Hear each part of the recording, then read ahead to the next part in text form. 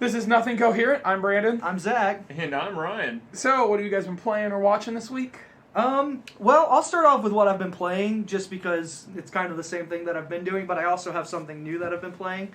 I finished the Lonesome Road DLC for Fallout New Vegas, and that's the first time I've played that since Lonesome Road came out. It really holds up. I really appreciated the story of the Courier and Ulysses and just all the stuff going into that. I'm playing through Honest Hearts right now, because I was like, I really want to just do Lonesome Road first, even though that's the last one. You really shouldn't do that. But I was like, I know the story. Doesn't matter to me. But I didn't know this, but Xbox One has Star Wars The Force Unleashed on backwards compatibility. Yep. I went and got that, and I started playing it again. It's fine. Don't worry about it. And I really, really forgot how good the story in between Episode 3 and 4 is for that game. I'm really enjoying it. I hope that by the end of the game I still appreciate it as much as I did when it first came out, because I don't remember liking 2 as much, but the first game I really hold in high regard, so I hope that opinion stays true. We'll see. I don't remember liking it. I thought it was a fun game, but it wasn't like memorable. It was just a fun game. I liked remember the the first opening. story. I rember the opening really well and the ending, but I couldn't tell you anything that happens in between. I'm at the point where I just met the Jedi Master who's blind. Ron Koda. Yeah. He's so awesome. Yeah. I'm really enjoying it. So I'll probably play more of that tonight or tomorrow, on top of the bargain binning games that I haven't gotten to yet. But other than that, what I've been watching, we'll save the. Yeah, we can save that. Other than that, not really a whole lot, because we'll also talk about a little bit of anime later. So I'm gonna go ahead and pass it on to you, Brandon. I'll let Ryan go because I've got a bit. So. Okay, that's fair. Okay, that's fair. Well, I know you saw Vice. Yeah, so I'll start off with Vice. The acting was great. Mm-hmm. Christian Bale did a really good job. Depending on your political views, from that standpoint, you could probably get frustrated at the movie a little bit because they're poking fun at some things. But for me, just trying to enjoy the movie, it was just very interesting. Sure. I dab into politics a little bit, but this was just a very just different type of movie. Christian Bale's performance was the one thing that kept the movie going. The rest of the characters, I guess from that type of standpoint on a movie, I didn't really care for it, but I didn't, I enjoyed watching it. I wouldn't watch it again, probably. But it wasn't, I don't know, I didn't have a lot, to say about it, really. You just sat there and you just watched it, and you're like, okay, this is just really interesting. You realize that there's a lot more stuff that you don't know in politics that happen in the background. So that was very informative. But other than that, besides Christian Bale's performance being great, I didn't think the movie was that great. I know some people think it's fantastic and some people don't, but I thought it was just a mediocre. I would give it a 7 out of 10. Just a very neutral grade. I was just about to ask you, what would you give it on a scale of 1 to 10? Because I'm trying to record all of those for us. Oh, yeah. But yeah. So, like I said, it wasn't... I don't see... If you don't care about politics at all or don't really care about government or anything like that, this movie would be the most uninteresting, boring movie that you could ever imagine. There's not a true intensity with it. And the time... They go from when he's really young to obviously up to almost now, and they cover a lot of ground very quickly and stuff. So you're trying to catch certain things. The only thing that could get the feels for anybody is when 9/11 happens and how he reacts to 9/11. Sure. Which I guess that's. And for me, that probably caught my most interest on how he reacted and if that's how accurate it was. They poke a lot of fun. Also, if you do watch the movie, make sure you stay at the end credits. There's an after credit scene. There's an after credit scene for Vice. Yes. Okay, I'm gonna have to write that down too. It kind of breaks the fourth wall, kind of. Which, I mean, in a movie like this, there isn't really a fourth wall, but in a way, it's poking fun at the people that are offended at the movie. So yeah, I've heard it's really weird now. It's a very strange thing to see when you watch that movie, but it has its own twist to it. So not only is it like a documentary kind of thing, but it's also making fun of it, and it's I don't know. It's the cameo by you the can real definitely Dick tell Cheney. Hollywood like had its hands in it with like the liberal viewpoints, but not to get into politics or anything. Sure. It's just interesting to me on like I don't know, and what the very end or whatever they confirm that too. They want you to know that. So I don't know. You also saw The Mule, right? Yes, I saw The Mule. I did a back-to-back. I've never been to, I've only seen 3 movies by myself. 2 of them was back-to-back. I about left the movie theater and I go, no, I need to see old Clint Eastwood. So I went to go see The Mule right after that. Uh-huh. What'd you think? Because I know that I've seen it and talked about it a little bit. Did you like it? I enjoyed it. Clint Eastwood is definitely getting old. Well, that's the one thing I realized. I'm like, dude, this guy is getting old, but this is a good performance by him. He gets those feels. He always hits that heartwarming thing, you know, about the family. Yeah. And I love how innocent he is throughout this movie. Right. It was so different than what he normally does. Yes, and he's just like this innocent old guy just doing his thing, trying to make some extra cash, and he doesn't realize what the crap he just got himself into. And so I like that different type of movie from Clint Eastwood because it's just different. And so I don't know. I'm always on my hunch that this could be his last movie. And this would be a very interesting way to go if this was his last movie. I hope that it's not, because I want him to do another Western. Yes, I want him to do one last Western, because that's what he's known for, and I want him to say his goodbye that way. I don't know if that's going to be the that case, or another but Dirty Harry. No. There's 2 specific things I want to see. I want to see either a Dirty Harry film or another Western. That'd be an interesting way for him to go out. Well, it's one of his most iconic roles. It is. So I'm just like, I would love to see him play that one more time. Yeah. But it wasn't like crazy high, like there wasn't too many real true intense scenes for me. Right, there's not a whole lot but going on in that movie. Yeah, I mean it's just a very and you get to focus on Clint Eastwood more than anything else because he's literally the focal point the whole movie, and you barely get any off-screen time with him or without him, I should say. So just a score, I would give it an 8 out of 10. And you're not, like, the expectations aren't really high, but they're not really low at the same time. And so it was a very weird thing to go from Vice to that movie because they're both very just, like, okay, there's no real high peaks or really low peaks. You're just kind of, okay, I'm just sitting here admiring what you have for me, but nothing crazy on that. Let's see. I know you sent some snaps that you were playing Red Dead. Yes, I was playing Red Dead, but I was going to talk, and I'm sure we're going to mention One Man Punch. One Punch. Or Man. One Punch. Dude, I keep on saying that. We'll get to that in the end of the boys. So I watched. I did a pretty good chunk of all that. He only made it 2 more episodes. Yeah. You did? Yeah. I made it to episode 11 halfway through 11. So you're almost done. Wow. Yeah, you are. Almost done. I started to fall asleep because I have to read everything because I don't have Hulu, so I've got Netflix. So it's a grind for me. So whenever I'm like starting to fall asleep, like it's because I'm like reading the whole time, you know. So, yeah, no, it's hard for me sometimes. But I used to think anime was stupid for having to read through that, just like because I'm like I just want to like relax. Yeah. But like you start to, since I heard the characters. Like I actually know like what he sounds like, so in my head when I'm reading it, like it just comes to life. So like I don't have that much of a problem except when it's like 2:00 in the morning and I'm trying to grind out the last episode. When I was younger, I like sub was the only way. Like I'd listen to dub voices and then just go straight to sub, and it never bothered me. Like I gotten so used to being able to like focus my eyes on what was happening on the screen and the word at the bottom. Yeah, and I was kind of noticing you can still appreciate the art and still read it, and I thought that would be like never possible, but you realize that it's not that bad, and it seems like an anime, they have a lot of pauses. They do. And you get to enjoy, some of the art and some of the animation with that. But yeah, we'll talk about that later, what my thoughts were, and then we'll just talk about where we're up to Zach's at on that. I did play some Red Dead. I think Zach talking about it a little bit more last week got me kind of in there. Cause it's still downloaded on my PS4. It's just getting the grind. It's like getting back going, getting back on your horse. Sure. Yeah. You got to make the time to play No, that and game. you do. But once you get going, like you go, okay, and you start thinking about where you're at in the story, what you need to do, and you start getting kind of, it's like a Skyrim thing for me.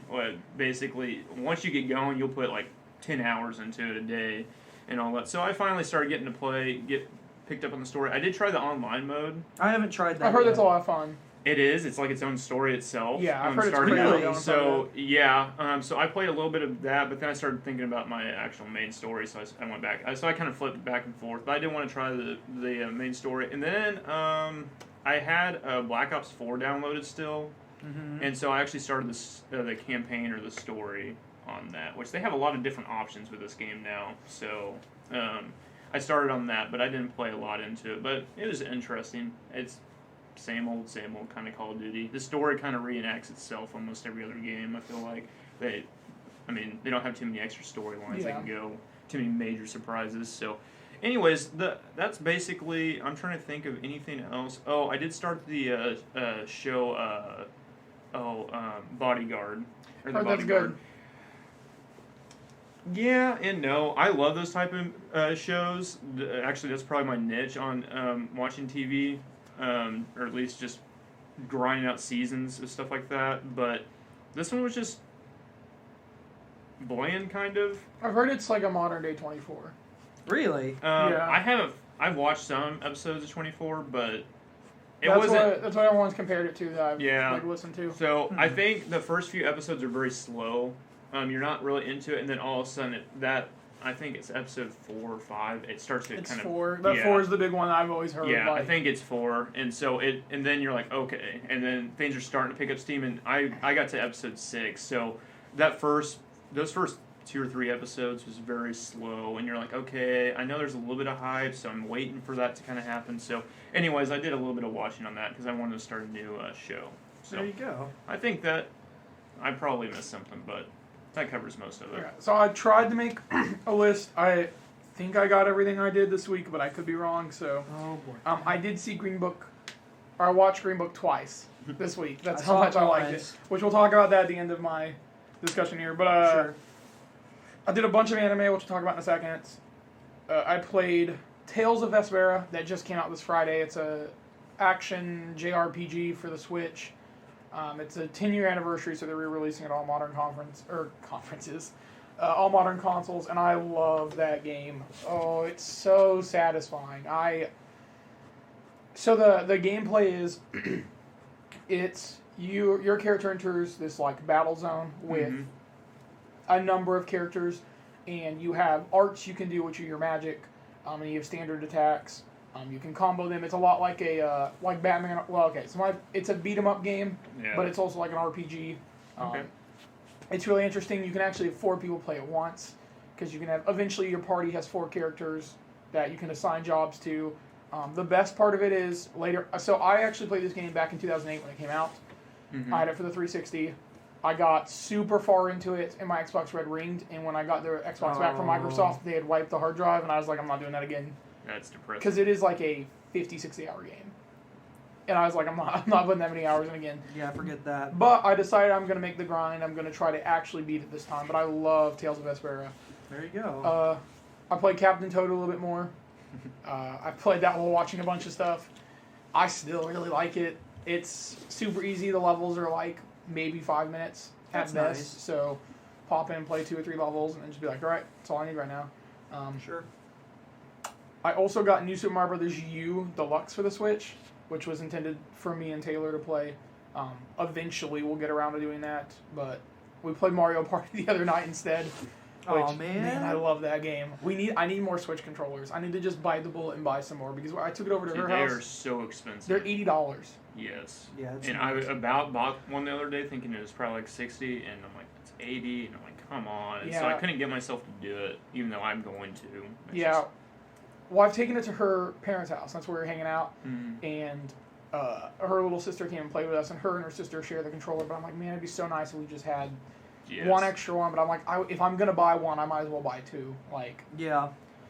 but so I did that, and I also watched Young Justice season 3. It's been my like Friday morning cool down before work. These next set of episodes were good, not great, but good. I think it was really hard to follow the story arc that we just finished in the first 3 episodes. Some of this feels like we're retreading water that was in the first 2 seasons with these new characters that were introduced. I enjoy it. I still love seeing these characters. I love the world that's opening up. But I wish it was better. These episodes aren't bad by any means. They're just good. Yeah. So they're a solid 7 for each one, I would say. They're all worth watching, and I think the larger narrative will work from it. I feel like in a lot of hero type shows too, like the midway through the season, it's just sometimes it just gets into this bland. They're building things for the big ending. There's like a weird drop-off point. Yeah. Where like either it comes to a really slow standstill or like nothing's really happening because they're saving everything for like some big reveal an episode later or something. Right. My worry is this was episode 4 through 6 out of 26 episodes. Oh wow. Oh. Okay. And so let's hope that doesn't continue for right. the next And no, 20. don't get me wrong. The first episode in the set was really good. It was Nightwing going out with it's Roy Harper. I think that doesn't sound right. It's Red Arrow, basically. Okay. Him going out and it's like, it's hard to, Red Arrow's basically retired at this point.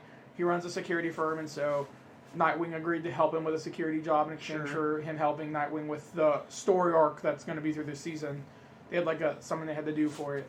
And like that episode was really good, seeing their chemistry, and there's a big thing about it that plays out because Nightwing's trying to find, man, it's hard to say without spoiling. Just there's stuff that happens in the episode that for character development for Nightwing, it's really good. But everything else I did was anime, so I guess we'll move into anime with the boys. Okay. So we have 3 animes we're talking about today. Okay. I'll quickly talk about. Oh no, we didn't talk about Green Book. I was so dumb. Yeah, no, we didn't. Sorry. So I'm sorry we watched it without you. Yep, I didn't get the invite, and so I watched movies by myself. It was week. literally last minute, man. I am so sorry. So we saw Green Book. Man, Oh, I wanted to cry. I think after thinking about this movie a lot, I think it's either my number 1 of 2018 or like top 3. I haven't sat down and actually thought about this, but it definitely rearranged my top 10. Yeah, it's worthy of my top tier. Like Yeah, it's really good. Mahershala Ali's performance I is think great he's gonna win the Academy Award. for best supporting. I think he will. Yeah, his relationship with Tony, Yeah, their chemistry is just so good. and they build that relationship up, and it's natural. Like the animosity at the beginning, of course, and then by the time that you come to the end where they really respect each other and see each other as friends, and not only friends but also equals, is really powerful to me. Watching that movie, I was like, this is really cool to see a movie like this come out and have 2 characters that are so vastly different come together and like really appreciate and value one another. Well, and knowing it's based on a true story, Right. is Especially for its time period. Mhm. Like, there were moments in that movie like that are just really intense. And I don't want to get into super details or anything, but their performances together really, really help you get into the time period of that film. yeah. And there's just moments where I'm like, wow, okay, you have really, really set this up to be a big deal. Like, just something really simple, like going in and buying like a suit or something. Like, oh, that's a minor spoiler. But Just the suit shop scene. You yeah, could say. like just something like that. Like, it's so minor for us to think about today, but to know that that really happened to him, Yeah. like, it's like, wow, okay, that's where we're at with just where people were at the time. I thought that was really powerful. If I had to give that a score, I would say that's a 10. Yeah, I'd agree. There were definitely moments. I'd say my only concern was the first 10 minutes. I would Yeah, say it started and I was like, I it don't was know. a little slow. Once you meet Mahershala Ali's character, Right, that's when the movie really picks up. yeah, and it was cool to see Tony's, I can't remember the actor's name, but his character going from arrogant to friend Right. was interesting to see that like it's easy for us and it was easier for them back then that time period to see a person Yeah. and judge them like they would the rest of them. Right. Being like, oh, if one's like this, they're all like this. Right, and that was the most powerful part of the narrative for me, Mm-hmm. was seeing how much he changed as a person Yeah. from the beginning to the end. Like there were moments where I cringed, but cringed out of just because I was like, ooh, you shouldn't have said that. Yeah. Or like things that just happened. Right. And And you have to look at it and be like, well, that's the time period. That's Mhm. just how people unfortunately treated each other. which sucks that that time period existed, that was ever a. And for people to think, well, we've come so far, and it's like, that was only like 60 years ago. If that, this way, Yeah. yeah. Like, to think that society has changed that much in terms of just how we view our fellow man, like, to see a movie like this just serves as a reminder that we as people need to do better. Yeah. So I thought that that was really powerful. I would give it a 10. I agree it's a 10. I would say, I don't know where I'd put it in my top 10 of last year. It's definitely top 3. I would have Yeah. to think about it, but I want to see It's- if Beale Street can talk before I'm like, let's Yeah. rearrange the list. Yeah, no. After I see all like the big Oscar films that I haven't gotten a chance to see yet because they just haven't been playing here. Yeah, we just got Green Book. Yeah, then I'll do another, I guess, updated list. I don't know if we'll talk about that at some point, but All right, so Anime with the Boys. yeah. So I'm going to quickly touch on the one that I watched alone. Okay. So I've been watching Mob Psycho 100, which, for what this is, the creator of One Punch Man made another series called Mob Psycho. My brother likes it more than One Punch Man, so I was like, well, I'm going to watch it then. And first few episodes, I was like, this is okay. And I started out subbed, but I wanted to play Tales of Vesperia at the same time, so I went and picked up the dub version because it's not really streaming on anything. So I got the dub and I was watching that, and there were times where I was like wanting to play the game, but I was actually so into the show that I put it down and was just watching it. Mhm. The premise is super similar to One Punch Man. Mob is a character that is basically super powerful. There are other people around him who are kind of psychics as well, but their strength is just nowhere near the level of what Mob's is. And it's funny. It's another comedy one. I think it's funnier than One Punch Man. And its story is more... it has more of a plot than One Punch Man does, which I like. I like One Punch Man. Yeah, the plot to One Punch Man is kind of But hit or miss. Mob like- actually has a plot, and so I like that. I really recommend the show. The second season just started airing, so whenever they start dubbing it, I'll probably watch it. Which I know it's airing. It's going to air dub on Toonami. Ooh. So, Every but time I hear Toonami, I get really happy. Inside Will because do. of my childhood. Yeah, you just recognize the name. yeah. Dragon Balls. Yeah. So we'll talk about One Punch Man. Okay, so I only got to watch 2 more episodes this week. I got to episode 4 and 5 actually today. I came over to Brandon's and we were just watching and hanging out, and that physical exam at the start is so good. Like, and I love in the previous episode where they're trying to find this group of like this gang of just bald guys running around, Yeah. just terrorizing people and demanding stuff because they don't want to work.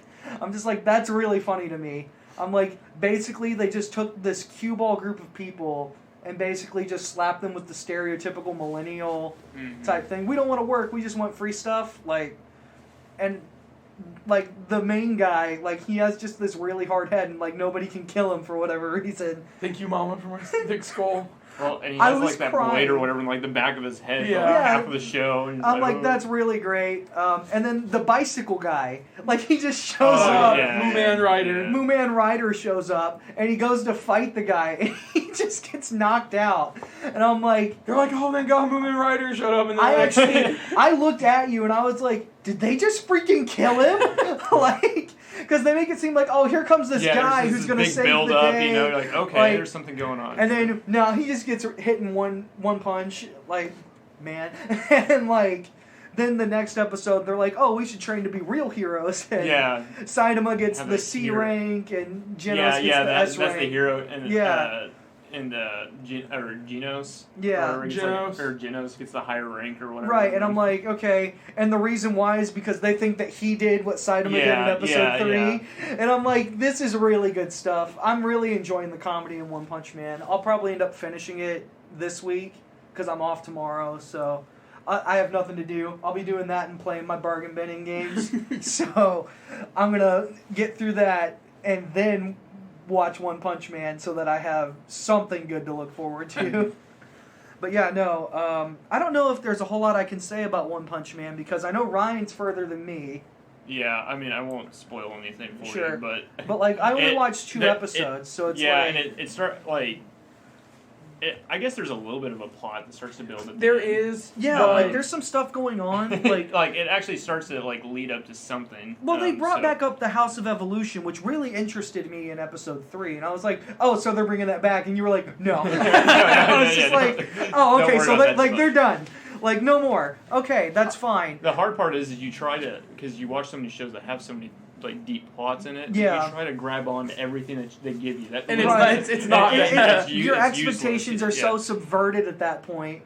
Like Yeah. I'm sitting there and I'm watching and I'm like, okay, at some point somebody that he's fought or interacted with is going to come back into the show and it's going to create like this big deal and it hasn't yet. So I'm like, at some point there's going to be a character that remembers him, like maybe the kid that he saved at the beginning or something from the crab monster with The claws. Gosh. that is one of my favorite moments in the show so far, is him just complaining about how he drew circles on his nipple.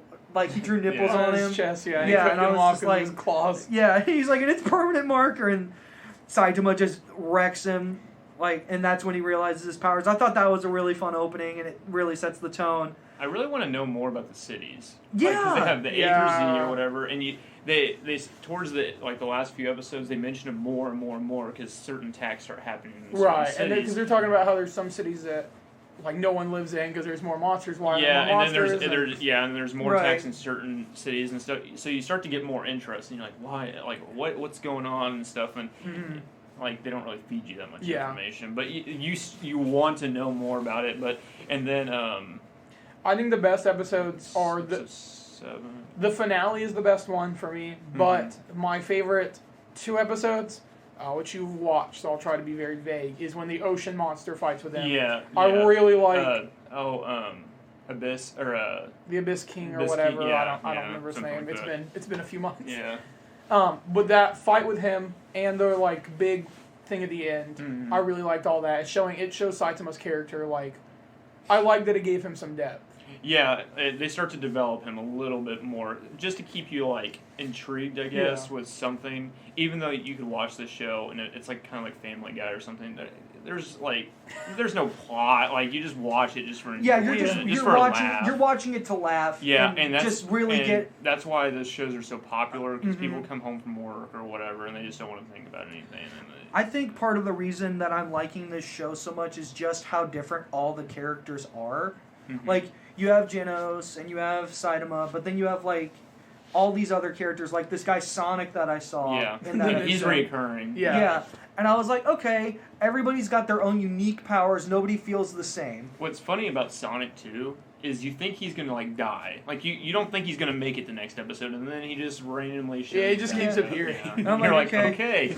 okay. Like, I thought the Killed big him bald guy was gonna kill him because they were hyping him up like he was this like great mercenary and everything, and I was like, oh, he's gonna die, like, and he didn't, and I was like, okay, well, I'm kind of glad he didn't because I want there to be more characters than just Saitama. Not that I don't like him, but I think the more characters that interact with him, the funnier it gets. Oh yeah. So for me, And they're doing that the with appeal. Sonic a little bit because it's like their Yeah. introduction when he's like trying to fight him, whatever, and doesn't Yeah. do anything. Yeah. It's like, The what appeal heck? for me is that, like, it's almost like you're watching just some comedy show and you have one character who's super animated and goofy and stuff, and then you might have one straight man.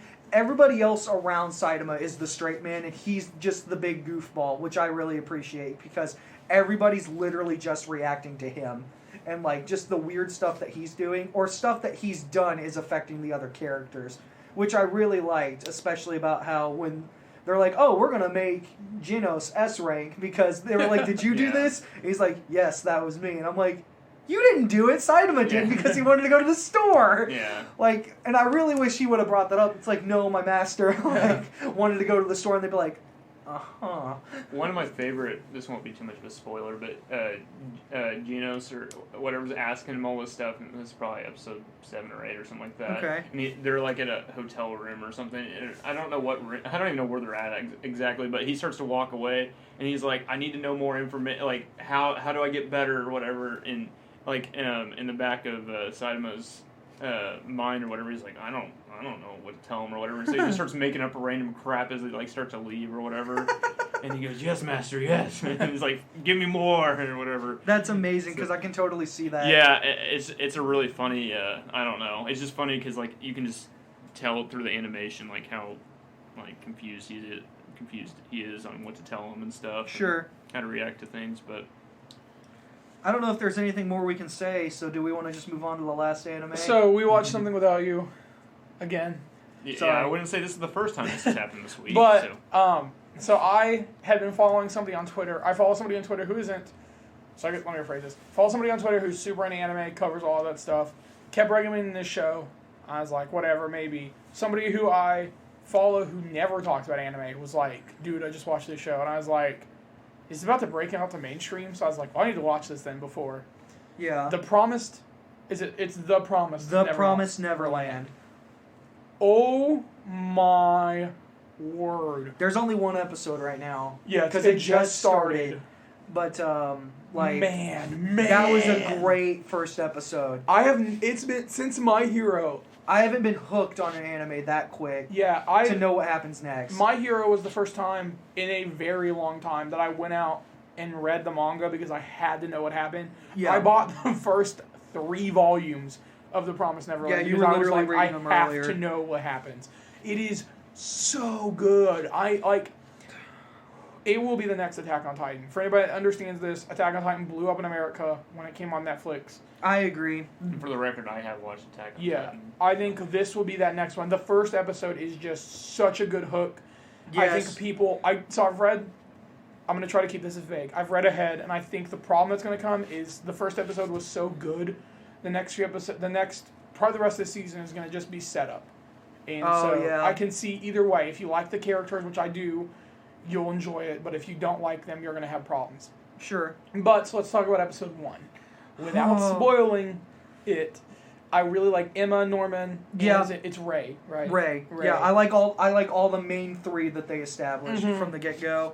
I even like some of the other kids. I can't really remember their names, but there's this one girl who talks about how when she leaves the orphanage that they're all staying at, Yeah. she's like, I want to try on clothes. I can't remember her name for the life of me, but like all of them were talking about like they're standing at the gate where they're like, you can't leave, like Yeah. this is where you're supposed to be, and they're all talking about just these things that they want to do when they finally get adopted. So Emma's like, I want to ride a giraffe, and she's like 4 when she says that, and I'm like, that's cute. Like she has like a little goal or whatever at the get go. It gets you hooked to the characters. Yeah. So, like, all of them have their own little thing that they already want to do. So that already makes them somewhat relatable to anybody watching. And they have all these kids that are all really cute and have their own personalities. And you really start to care for them. Mm-hmm. I was so shocked that in a premiere episode of an anime, I liked all the characters. Because usually I'm like, okay, I don't know enough about this character yet to really form an opinion. But the main 3, I liked. I didn't see that coming. I didn't think I would like Ray because he was just like off in the corner reading books and everything. And obviously the focus wasn't really on him. It was more so on Emma and Norman to be more specific, especially when you get to the ending, which we won't spoil, but... Man, it's such a... that ending made me go buy the manga because I was like, I have to know what happens. I have to know more about this world. I will say this. Watch the first episode, and if you're not hooked, then don't worry about it. But I have a strong suspicion that almost anybody who watches that first episode, because of just that huge reveal, it's gonna be like they're gonna be like I have to watch this. Like, and there's only gonna be 12 episodes, which sucks, but right. But like, it's not a huge commitment. It's the same as One Punch Man. It's just 12 episodes and you're done. So like, we'll probably every week talk about this show. I will be talking about this every week because like. It's going to be really short, and it'll just be a quick part of the show. And, like, at some point, maybe later we can go more into depth about our favorite moments specifically. But that plot reveal for the first episode, man, like, and it's so hard to not say what it is. We will try to keep spoilers out until next week. Because once we start talking about the next episodes, we're going to have to talk about spoilers. Sure. That's just how it's going to be. So if you're listening to this, please go watch The Promised Neverland. It's on Hulu or Crunchyroll. It is subbed because it's just started airing, but man, it is. It's only 22 minutes. It's totally worth your time. The animation is beautiful. Yes. I really like the opening and closing songs. The opening and closing is really nice. Everything about that is really strong for a start. Like, I really hope that I'm not just setting my expectations super high because of the first episode. Like what you said, the next episode's probably going to be a little bit slower because of how much they throw at you right at the end. Like, you have to be able to process that. Yeah, unless you cram. So I've read the first 10 chapters now. Right. And unless you cram a bunch of things into the episodes, they're going to need to be one episode a chapter. Yeah. And so that means that where I'm at currently, that's not a good ending point for season 1. So everyone's going to be like, what? The heck?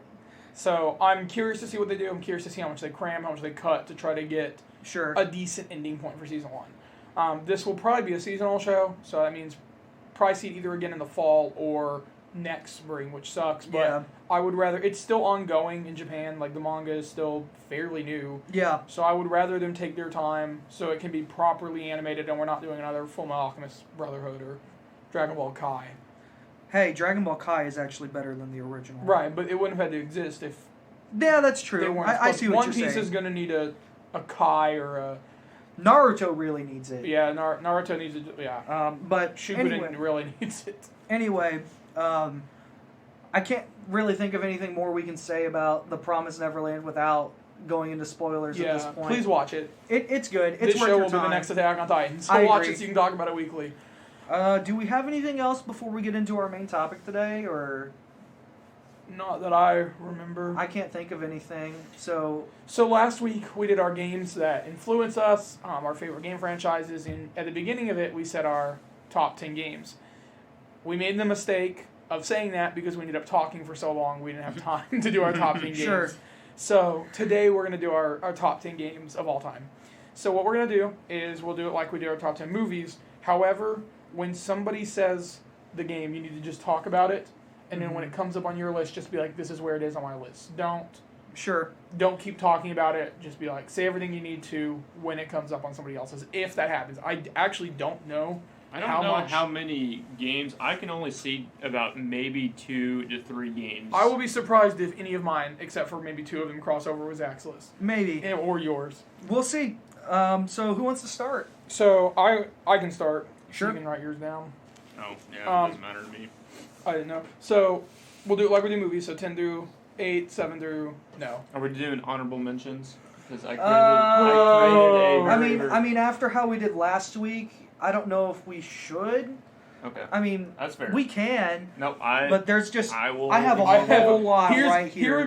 Here would be my problem with honorable mentions. I would have 1, 2, 3... I have like 30. Yeah, I'd have a lot. And Yeah. this isn't even all. I guess we could... Real fast, I guess. So Ratchet and Clank would have made my list, any of them. Okay. Except for, like, the Ratchet and the Clank, just single games. Yeah. I love The Sims. Yeah, The Sims is Warcraft fun. 2. Beyond Good and Evil just barely fell in my top 10.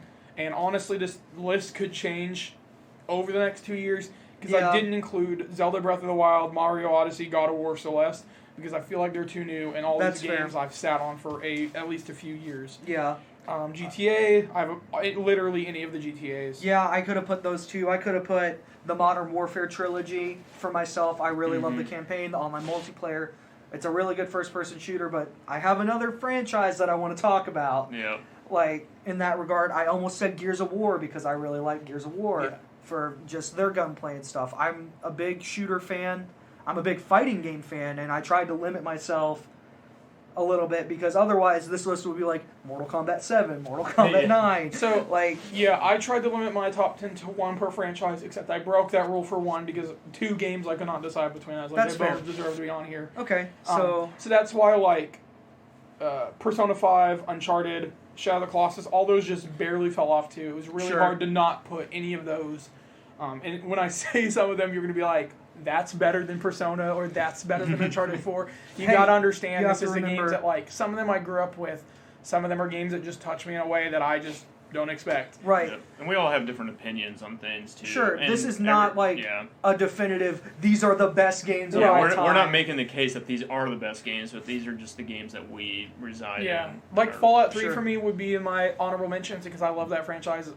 Any of the Elder Scrolls games, both those were hard to not put in my list. Sure. I mean, I could list off games for days. Yep. Toe Jam and Hurl. But anyways, I'll start. So 10 through 8. So number 10 is Animal Crossing New Leaf. Okay.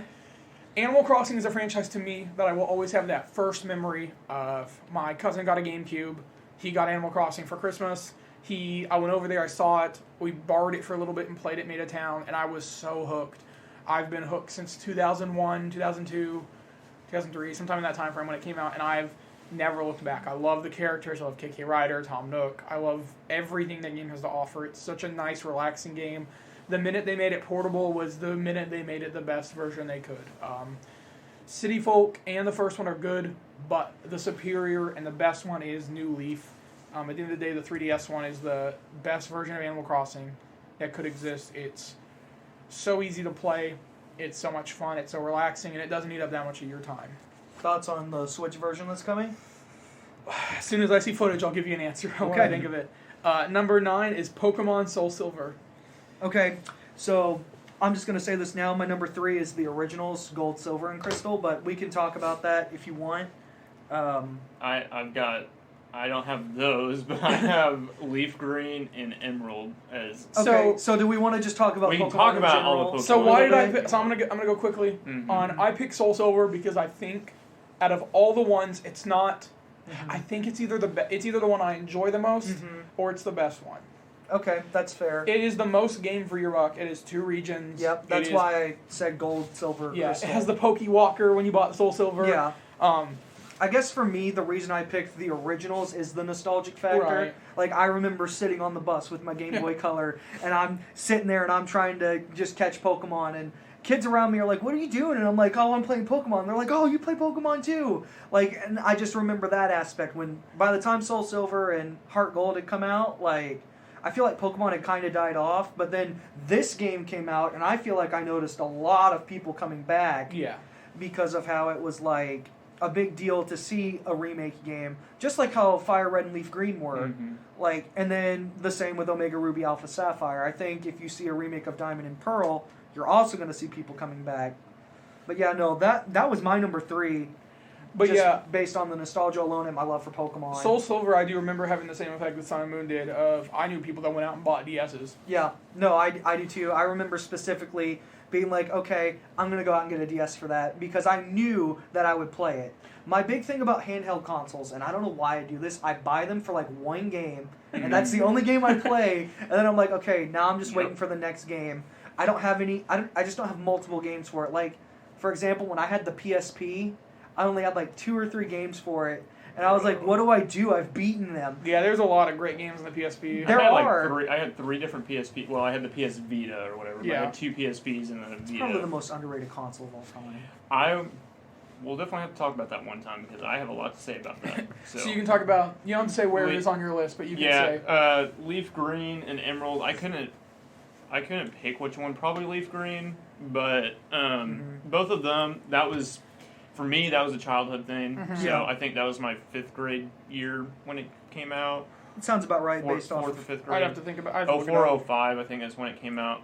So with that though, it's kind of like what Zach was talking about. You started trading Pokemon with your friends, or you go to the library, or whenever you had like free time, like during class, like we had like a star period where you could work on homework or whatever. So we'd all like go to the library or all go there and like play our Pokemon game or whatever. And so, but I kind of mentioned last podcast, I put so many hours. I don't know what my total was, but I had every single Pokemon in the game. I had other Pokemon from other games in the game because I had traded.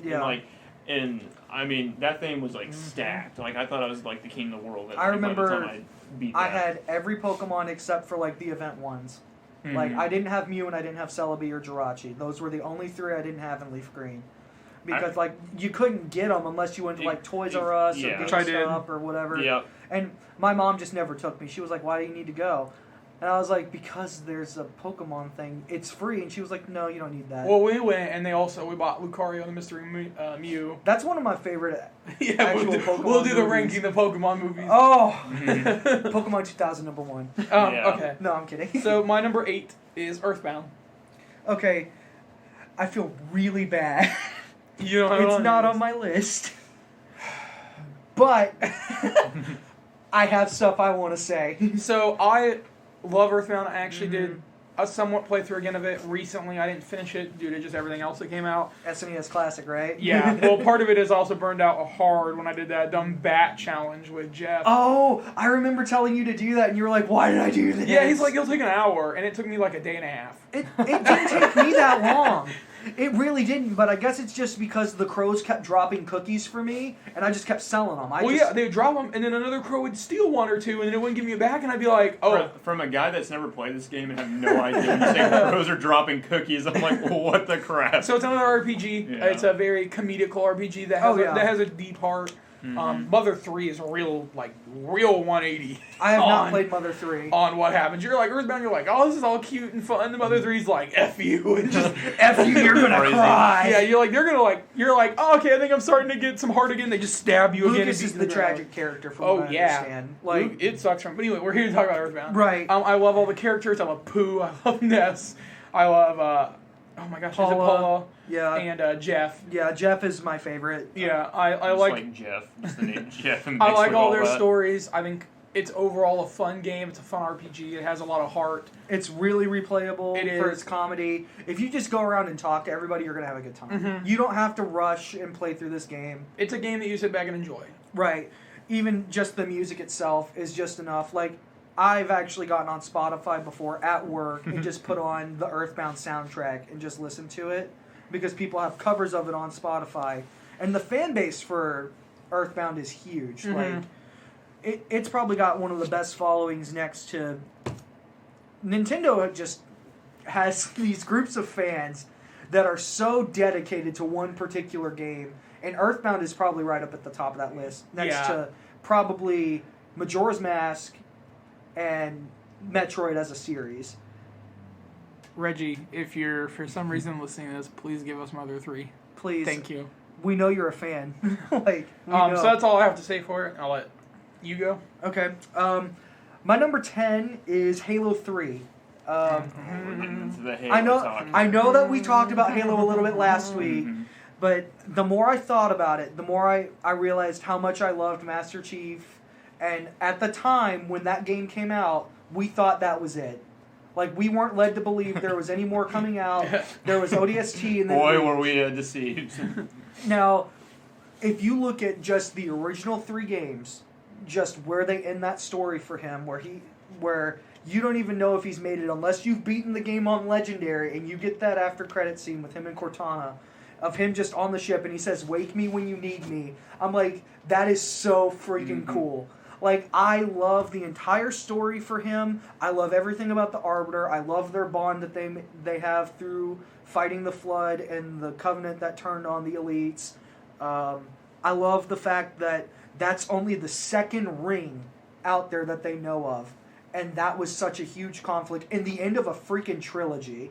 So it was like, where are they going to go with this next? I was like, Master Chief's story is done. Who's next? I was thinking Arbiter was going to take the lead and everything at the time, Yeah. which I was ready for because in Halo 2, when they let you play as Arbiter, I was Yeah. like, that's sweet. You And I enjoyed that. Yeah. I almost put Halo 2 on here just because of everything they did with Arbiter as a character in that game. But for me, 3 had the best weapons. I had the most fun playing it online. I think I spent hours just playing that with my brother and just getting better. We would go online and just play like SWAT or snipers for hours. SWAT. And like we just got to the point where we could do doubles, and it was very rare for us to lose when we first were like playing, and then all of a sudden Halo 3 blew up and everybody was playing it. It was you the game. You it was forget like- how much Halo was Right. involved with everything. When you go to the store, everything had Halo Yeah. on it. Right, like You now- want your gamer fuel? Yeah, dude. I mean everything had Halo on it. It's kind of like Call of Duty. Yeah. I mean a little bit. I but remember- It was the counter to Call of Duty. Yeah, basically. Yeah, I remember they were- one time I was on GameSpot.com and they said Master Chief was the most recognizable video game character at the time, and that was even over Mario. And I was like, that's insane to me that people recognize Probably, who Master especially in Chief the U.S. is. I can Yeah. see. Kind Yeah, of probably Because, back like- in 2007 Yeah. when it came Like out. 2005 to 2007 when Halo 2 was basically what kickstarted online gaming, Yeah. which is another thing that Bungie and Halo specifically can say for itself. And then you get the sequel to that where they just took everything about Halo 2 that was good and improved on it. Halo 3 has a really special place in my heart. right, and knowing, like, thinking about Forge, thinking about all the games I played, like, Right. thinking about, that is, like, The custom game types. Oh, yeah. like, right, to argue, You like, screwed around on that game Yeah. so much, just doing random to crap. think about that as the I'm getting counter. nostalgic. Yeah, as, like, the multiplayer game. We even did that game night. Yeah, We did Halo we did Halo 3. Yeah, played a bunch And your brother wrecked us. of... He's so good. We It could sucks. have done a 7-on-1 and he still would have won, but like he's that good. But it's just, If like, you're playing it listening, again. Noah, play competitively in Halo 5. I think you'll do great. But yeah, like I remember playing Griffball. Like Oh, I loved Griffball. One of my favorites is somebody made Duck Hunt. We downloaded it. Yeah. And so it's somebody stands Yeah, up in the you're thing jumping with- across. Yeah, they got that in the Yeah. cabinet, and then there's like a pathway you follow, and like Yeah. if the sniper hits you, it's one shot kill. all the different modes for infection that people came Oh up my with. gosh! Like we could talk about Halo for hours. I mean, it's so bad. Do you remember? Were you at Jared's at all whenever we play Infection and everyone would just start telling him, like, Yeah. guys, and he would Yeah. just start freaking Yeah, out. like I feel like almost everybody has memories with Halo, Mhm. whether it be the first game, the second game, or the third game. And I feel like most gamers just recognize that trilogy as being super important, not just for Xbox, but just first-person shooters as a whole. And just every game just added more and more. I could honestly talk about just the Yeah. entire trilogy. And when that you being my go to number a friend's 10. house, everybody had that game no matter what. Yeah. That was just something that you're going to do. Yeah, if they had an you Xbox, if you had the Xbox, you had you Halo were 3. required to have Halo 3. Yeah, I mean they were selling Halo 3 with the Xbox at one point. Mm-hmm. I could keep going, but I'm gonna move on to my Yeah, number sure. 9. Yeah, that was that Before was we not talk half the about that show. for what, like 6-7 minutes? Before we spend an hour, be like, do you remember this time with Halo? Yeah.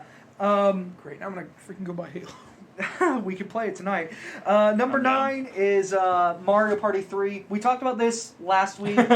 Also, a lot of my games we talked about. Yeah. Like, so I was like, I feel like we already did this, so I'm trying not to repeat myself too much. Mario Party 3 was my favorite of the N64 ones, and those are my favorite ones. I really like 3's boards. I like the mini games. There's a lot of mini games in 2 that I like a lot too, but for me, I liked being able to carry more than one item. I liked that the maps felt bigger, and I liked that they had kind of a story mode. Not really. You just played through the boards. They added the duel mode, which I thought was fun. They never brought that back, which I wish they did. But they added more characters that you could play as. Not that that really matters, but I remember that was when I first found out who Waluigi was because I didn't have Mario Tennis. Now, I'm not going to get into the Waluigi meme here, but Waluigi should be in Smash. But yeah, no, Mario that. Party 3. No, don't you dare! We're gonna have to re-edit the No, don't. Podcast right is there. done, burn it. Anyway, Mario Party 3 was my favorite of the 3, and like we said with party games, I'm a big fan of that. Just sitting down, making time with your friends, and sitting down and playing. I just have some really good memories of Mario Party 3 and all the randomness that comes with that game. And just, there was just so many different things you could do with that game. Like, you could set your turns to a custom amount, which hadn't been done before. So if you needed to just play a short game, you could play for just 10 turns. If you wanted to play forever with your friends, you could play for 50. I don't know why you would do that. Yeah, I'd kill my friends when they would suggest that. Like a hardcore game of Monopoly, just never. yeah, you might as well set aside your entire night for playing 50. I mean, a 20-turn game goes on for almost 2 hours, so 50, that's almost 5 hours. So, like, for me, Mario Party 3 is just really fun. If you've never played it, I would recommend getting Super Mario Party, because it's kind of a return to form. It's not as aggressive, but Right. it is a good Mario Party game. Yeah, I would recommend that for the Switch, because otherwise you're paying like $60 for a Mario Party game on the classic Nintendo 64, which, if there's a Nintendo 64 Classic, I'm 100% sure that one of the Mario Party games will be there. Yeah, I if they think- don't Switch Online doesn't just do Yeah. But we'll see. Anyway, my number 8 is a personal favorite of mine from Naughty Dog, and that's Jak 2. I love the Jak and Daxter trilogy so much. I know that a lot of people from the PS2 era talk about Sly Cooper, Ratchet and Clank, and Jak and Daxter. Like, I feel like almost everybody who owned a PS2 played at least one of those franchises, if not all three. Jak and Daxter was my first of those three and my favorite.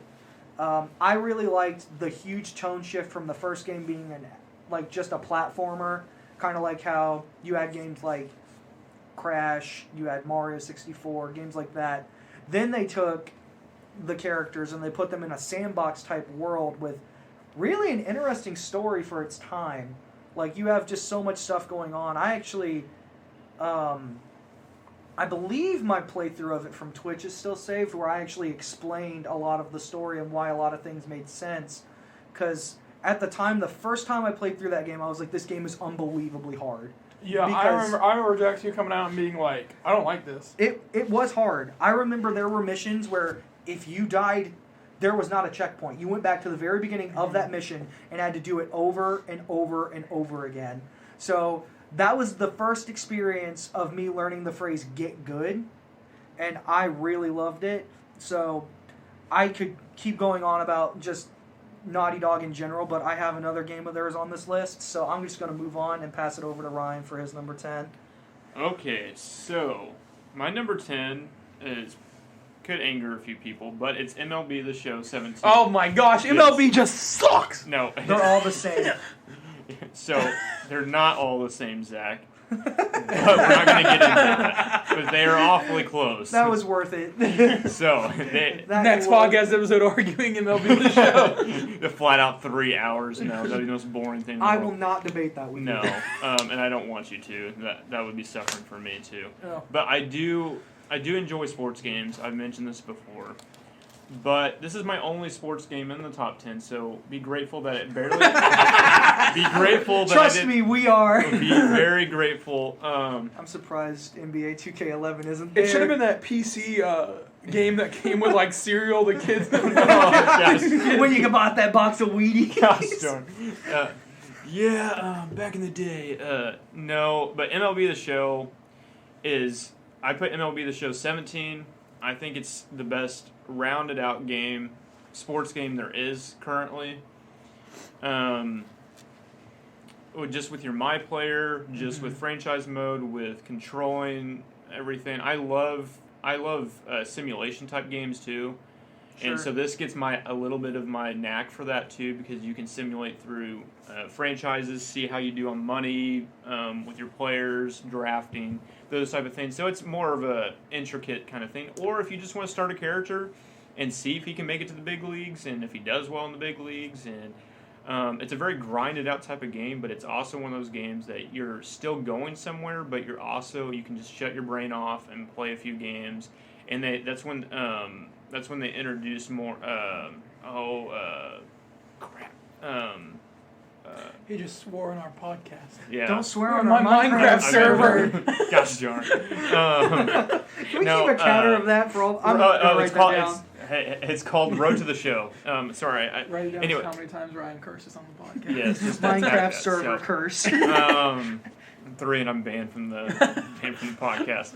Well, you're already at 1, so We got a long ways to go, my friends. So, anyways, the Road to the Show, that was kind of an awesome thing to create your player and try to make it to the big show, and that's called the big leagues, whatever. So, anyways, I thought that was kind of like the thing. Brandon witnessed me go through a little bit of that. It was really bad. It was really bad when he looked It was every time he checked up on me or opened my door, it was just always on. Well, sometimes he would just leave, and I'd be like, "What's that noise?" And I just open the door, and it'd be playing. Yeah, it'd be like it has like the same song playing over and over on the. Oh menu. God. Yeah, I'd be like using the bathroom some mornings. He'd be gone. I'd be like, Why is this on? I can hear it through the bathroom wall. Go in there and put that PS4 into rest mode. That game was part of the house. So I won't go into much more than that because that one's not as entertaining. GTA 5. Okay. I can respect that. GTA, I love GTA 5. in general, it was hard to put, and I have this problem with several of the games. Yeah. I can like San Andreas, Right, and that's Vice City. Both of those games are very comparable with GTA 5. The biggest thing with GTA 5 first is the technology. It's so much more You're advanced. gonna say online. Huh? Say online, is that what won it? Well, no. Well, I mean, online maybe a little bit, but I love the story between the three characters. We talked about this a little bit last week. I know we're reiterating some things, but I love each one of the characters. But I love how big the game is. Yes. I love There's so much to do. that no matter how many days and weeks and months that you play, that there's still going to be so many random things that will still happen, and you can still Right. play it. And you can play with your friends, and you can or you can buy crazy helicopters, and they put so much money into the game, Right, and you feel like that the game hasn't been just dropped off somewhere, like they're Sure. done with it. They're continuously coming Yeah. up with new game modes, different updates, and you feel like that even if I turn it on now, that there would be such a big community part of it, on at least the online aspect of it, but. I love how it's almost two different games into one. Yeah, GTA Online feels like its own GTA game. is probably like for $60, that has to be probably the most or the least amount of money I've ever spent for the most amount of things like in a game. I feel like. Yeah, that's But, fair. With how much Rockstar is how much they put into into that it game. and stuff, and obviously it's I was learning. it's one. Side note: my computer went to sleep or whatever, and he was reading something on it. So. Yeah, it has. Brandon gets distracted whenever like I talk. fonts or It something. had words that came up and it was telling you the definition of those words. I'd never seen that word before, so I was like, oh. It was Well, like learning Boulder times Days. later. So, anyways, GTA 5. Yeah, get back to talking about Grand Theft Fantastic Auto. game. Probably almost everybody that's played or is listening to this has probably played some. part Yeah, I of mean, it at I least, think it's so. like the fourth biggest selling game of all time. Yeah. Yeah, So it's I huge. just remember how long I waited in line. Oh my or whatever. gosh. And then So- for it to install, and everyone being like, oh, the online will be out super soon, and you just kept waiting No, months and waiting, months. because I got it on the 360, and then you got it on the PS4, Mhm. and then the online came out. And you're That's like, why what it the heck? sold so well, is because Yeah. everyone You bought did- it on you one did a double console. buy, yeah. And they're like, gotta buy it again. I Yeah. know people that have bought it, bought it, and sold it. Yeah, Yep. I've rebought GTA 5 3 times now And because I got it for PS3, Mhm. then I got it for Xbox One, and then I had friends who were like, "Do you have it for PS4?" And I was like, "No, but I will get it so that we can play," because nobody on Xbox was playing it anymore. So Yeah. I was like, "Whatever, I'll just go and be like, hey, I need a copy of GTA 5 for PS4," and they're like, "Oh, here you go, it's $25 because it was on sale," and I was like, "Yeah, Either way, it's such a good yeah, game." and yeah, there's a lot of memories with it, with the GTA franchise in general. But I just love everything that came with it. So if I had to pick one out of it, I don't know. I could probably put more thought into it, but GTA 5 would be the one, at least for right now. Sure. And then number 8 is The Last of Us. I like The Last of Us a for lot. me- Yeah, it should have been honorable mention. For me, the pure story and the pure emotion that comes with the story is what put this game in the top 10 for me. Right, that It game was more story for me than it was the gameplay. Exactly. Right, and the that's what it gameplay is. was whatever, but the actual story itself, it's like you're watching a movie, but controlling the character. And Right, you're Naughty Dog so really heavily perfected that. involved. Yes. Of just telling And a good story. Bravo to them. This next one that comes out will be very interesting on So- if they can keep up with it. Yeah, the first one was all about love and hope, and this one's Yeah. all about hate. So I'm a little worried. Yeah, I don't know how that's gonna work. I actually but- have listened to people who are like, I'm not going to play it. well, and I think what It's going to be a lot darker and a lot more. exactly, and I think with that You in need- mind, when you have a game that gives that hope and gives that kind of that chance, And then they kinda take it thing, away. Yeah, but Like- you're a lot more likely to play through the game Mhm. and Right. want to see what happens next and what's going on. And so with that game, it's one of those games that I could probably play through again, even though I know what happens and Sure, goes through that. But I've played I've through the game enjoyed- like 5 times. yeah, but I really just enjoy the details and the emotion, the raw emotions that come out of that game, and just the situation they're put in. So that hit my number 8. So my number 7 is where I had to kind of cheat. So spoilers-ish. Number 7 is Mario Galaxy 2. Okay, Had to pick. I said I was only going to do one Mario game, that's fair. but that's unfair to me from as we get further. No, I understand. Super Mario Galaxy 2, I feel like is the Odyssey could be it, but I would like to play through it again before I say this. But as of now, not including Odyssey, Super Mario Galaxy 2 is the perfect 3D Mario game. Yes. I think it is everything 64 built, improved over and over again. It adds Yoshi, and the worlds are so creative and unique. Yep. The levels are fun. It is just everything that Mario game needed to be. It's everything a Mario game is. That game is a 10. It is the definition of what a platformer should be. Yep. That is the standard that should be held to all 3D platformers, is Super Mario 64 and Galaxy 2. I agree. It blows me away that Nintendo can make a sequel. Galaxy 2, I remember when it was announced, everyone was like, oh, that's dumb. And It's then when going to suck. Yeah, and then when it That's came what out, everybody said, and then they were like, oh, we were wrong. This game's freaking fantastic. right, and you now hear outcry for Galaxy 3. Yeah. Like, people are like, give us an HD port or Galaxy 3. I really do see them coming out with the Galaxy 3. Maybe eventually. after the success of Odyssey selling as much as it did, I think they'll be focusing on Give that. it 2 or 3 more years and they'll pop one out. It could go either way. You I might could see a remaster of the first game because it's coming up Ooh. on what it. No, it's already past its 10 10-year years. point. It came out in 2007. Yeah, so you might actually Jeez, see. We're getting so Yeah. old. I When don't did like Mario- how the 07 didn't feel like it should have been that But- long ago. When did Galaxy 2 come out? 2010. So probably 2020. You might maybe see a remaster of the first two games. Oh, And that's next year, boys. Yeah, but the music, I still listen to some of the soundtrack from It's Mario so Galaxy. It is just those games to me, outside of what defines a platformer, outside of what started them all, which would be the first Mario game. yeah. I think this is like where this is your standard. You see this, This you're is like, what you can we should do say. better? If not, we need to keep trying. If not, keep trying, and if not, at least meet that standard and Mhm. give us something different with characters. Give us different like abilities or things we can do in the game. And that's why it's slower, because plot, there isn't really any. Sure. That is both a big. So for some of these games, it's a big plus for me is the plot. Yeah. Like my next game, BioShock. Hmm. Number 6 Oh. is BioShock. And that hit my honorable. It should be my top 10, but I haven't played all of them. And I can't speak on BioShock. which I- one's your favorite? BioShock. Just. I thought about it. Infinite is really good, and Yeah. on any day Infinite's they could, my favorite right now. on any day they could switch. Yeah. Sure. But after we talked about it, and after I thought about it, I would say you could put them any day. Like I said, you could switch them. But BioShock 1, for the twists, the turns, the cool, unique world you meet, the big daddies, the enemies you encounter, the plasmids you use, the world you get to explore, the horror element of it. Like, you don't know what's about to pop out. You don't know what you're about to encounter. They have a package for all that. don't The they? PS4 They is have the the BioShock. collection. Yeah, one, that's what I thought. So I need to buy that because I haven't played the first. I've one. been wanting to stream those games for so long, but I'm at the point where I think you I just, just need want to to give play up. them. You just need to give up and play them. Yep, I think I will. It is a masterpiece. Like the first game is like 6 to 10 hours, depending on what you do. Oh, that's not bad. Right, it's short. It's I might be able to play that tomorrow too, it is provided Sneak King doesn't screw me over. Yeah, you'll get Madagascar. It is. Where's that game? Is it in the ceiling? Is it going to attack you again? It is. The BioShock 1, though, has a great story, great characters. I love it so much. It's a fun, unique world you get to explore. It is. The graphics haven't aged super well, but the world itself, continues to evolve and continues as you play through it. A big part of it is listening to the audio tapes and being like, oh. And you get to keep exploring and revelations keep happening. And it's just such a good and fun game. I could talk about it all day. Okay, so I haven't even played BioShock, but I know what the phrase "would you kindly," and I know the phrase, A man chooses, A a slave Yeah. obeys.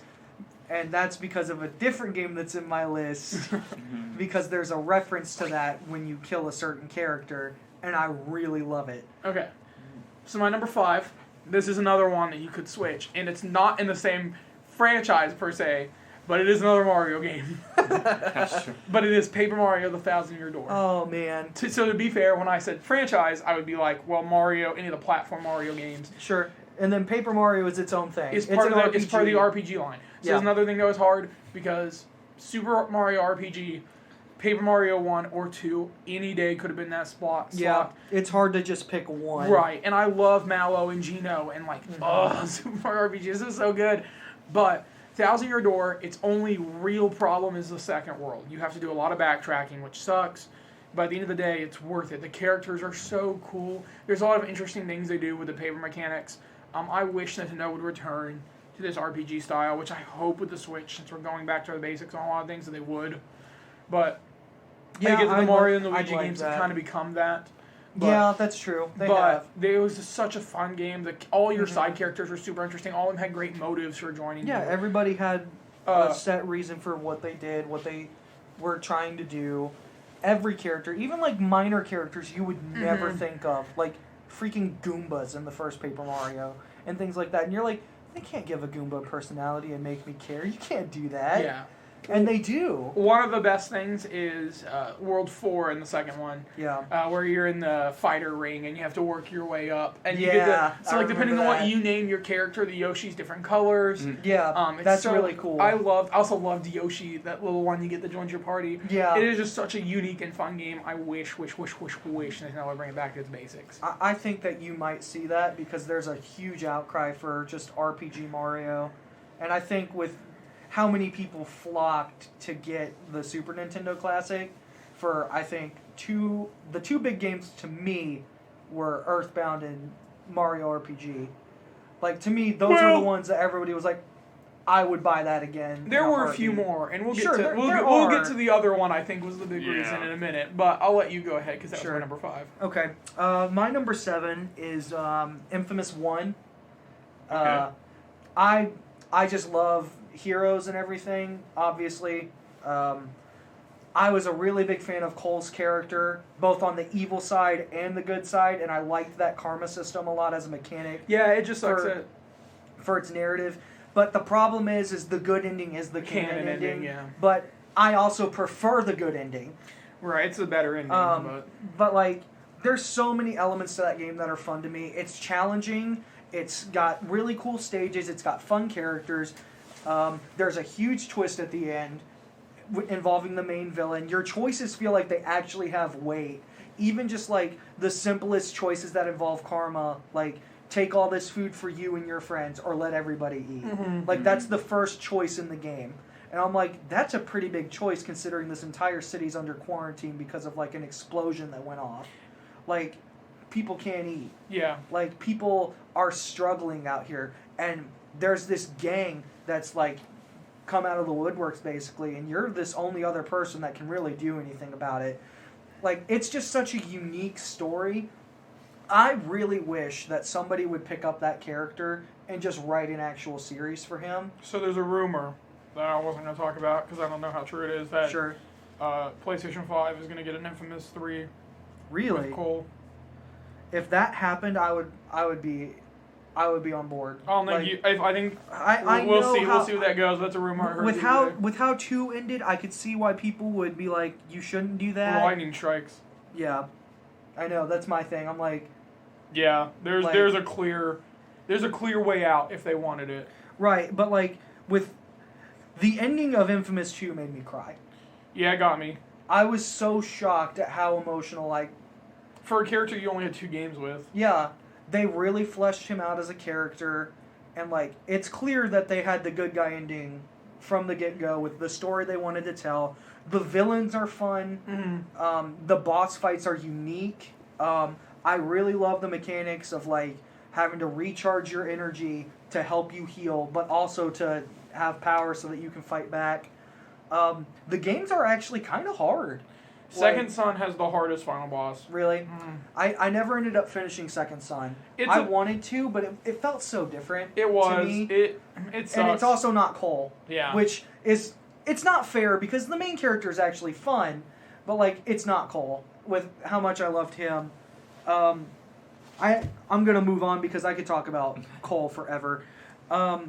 My number 6 is Uncharted 2. Okay, I didn't see the 6 there. I thought they were both 7, and I was like, what No. the heck is he gonna do? No, when I wrote this down earlier, I was like, wait a second. I didn't write this down. Why didn't I write that down? Because I copied it from the other page. And Uncharted 2 for me is my personal favorite of the Uncharted series.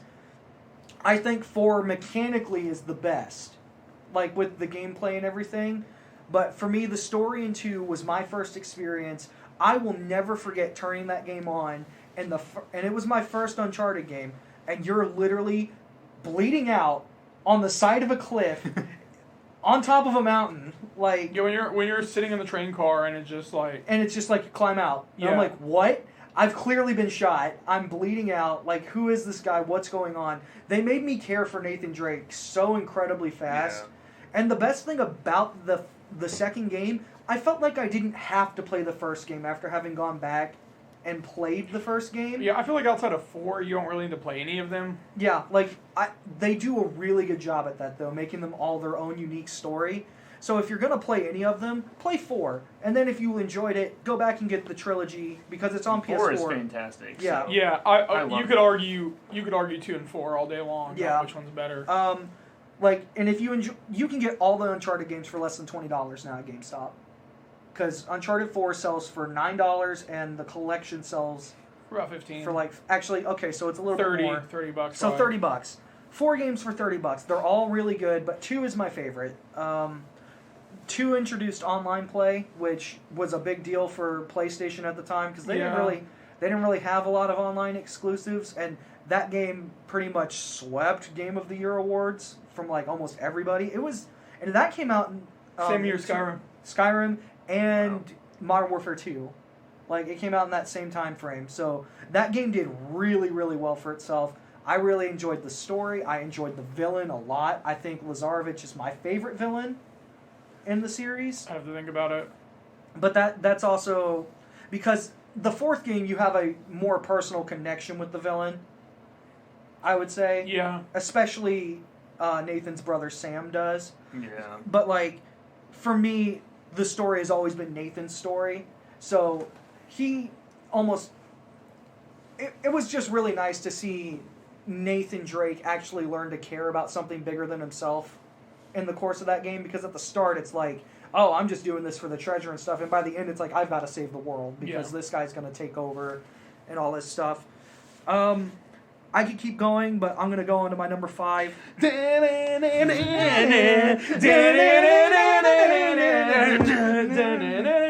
If you don't know what that is, that's the intro to Dragon Ball Z Budokai 3. This is my favorite fighting game of all time. I love Budokai And over no- Smash. Yeah. I think of Smash as more of a casual playing game. When I play Budokai 3, I want to wreck people. Like, there's a difference. Zach's I'm anger good. comes out. I'm good at Budokai 3. I'm bad at Smash. Like, I have to play items in Smash to stand a chance to people that play no items. But, like, Budokai 3, I will take any of you all day. Like, I know... Sorry, audio listeners, for that. I know, like, I just know so many different mechanics for that game, how it works, the dodging, the key system, dragon rushing, all of that. I've played through that game so many Oh my different gosh. times. I played through Goku's campaign like at least 100 times. I played through Goku, Vegeta, and Piccolo the most, because theirs were the longest. And they were the way to unlock the best characters. And the only reason I say that is because Gohan's was separated into 3 different characters. Yeah, that was really dumb. But That was dumb. But, like, for me, the hardest fight in that game, I remember when I finally beat it, it was Tien versus Super Boo. Have you seen Team 4 Star's video of that? Is of it- them yeah. fighting Super Boo? it was like 50 times. Like, yeah, it was something nuts. I remember finally beating Super Boo with Tien, and I was like, this is a real accomplishment. Yeah, 'Cause, Kid like, Buu was awful for me Kid to go Buu through was the first awful. playthrough. Once He was even worse in Budokai 2. I hated Budokai 2. I like Budokai 2, but the story in Budokai 2 is not good. But just the little board game stuff. With Budokai 3, they were like, hey, you get to fly around and collect the Dragon Balls and fight secret characters. You get to train up and all this other stuff. Like, if we could just get a Budokai 4 with all the way through Super, Man. could you imagine the start of Dragon Ball all the way to Super and be like, all these characters are here? That's what Fighters 2 should be. Yeah, I agree. I just am like, I get pumped just thinking about Dragon Ball Z Budokai 3. I've spent so many hours into that game. That was the one game that I was competitive at. And that's why it's this high. Like, for me, I'll never forget my Goku strategy to speed run through his campaign to unlock all the characters. It was forward kick, side dash, punch, punch, punch, Kamehameha wave. They would try to hit you with the Kamehameha wave. You would do the beam struggle, and then you would run up to him, and you would just do the wave dash and teleport behind him and knock him out. That's all you had to do. You could do that to Kid Buu and beat him in like 30 seconds. And I was like, that's insane. I didn't know how to charge until I was at the library one night, and they used to do Yu-Gi-Oh tournaments there. You'd play, Yeah. and a bunch of people brought a PS2 and started playing it, and they were like charging. I was like, how do you do that? And they showed me, and I was like, oh. And then they showed me more stuff, and I was like, oh, this is how you actually play the game. Because I had it, and I struggled so much. I remember playing that game for the first time and just not being able to figure anything out. And I was like, why can't I do this move? Like, you had to do the Dragon Rush to where you would glow red, and then you would run up and hit them to do your finishing move.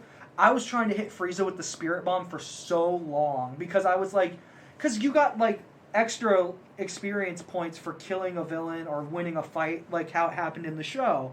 So that was really fun for me. I tried to get a perfect score in that game on Goku's story, and that took me so long, but it was so worth it.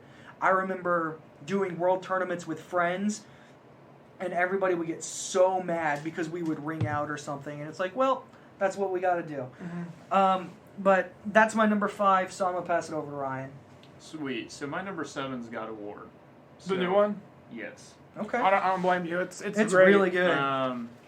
Maybe a tad bit surprising, but I really, and I talked a lot about this last week, so I'm not going to just go crazy with it, but story, for a guy that's very inexperienced in the God of War series, coming into it, falling for the story, I love the son and dad kind of combo. I love just kind of seeing them kind of learn together as he shows them things and stuff, and so from not knowing a lot about the background and coming into it, like I knew some things, and coming into it, I thought it was very enjoyable to play through. The world was beautiful. The creatures that you fight and everything are very intricate. I feel like there's just a lot of detail into this game.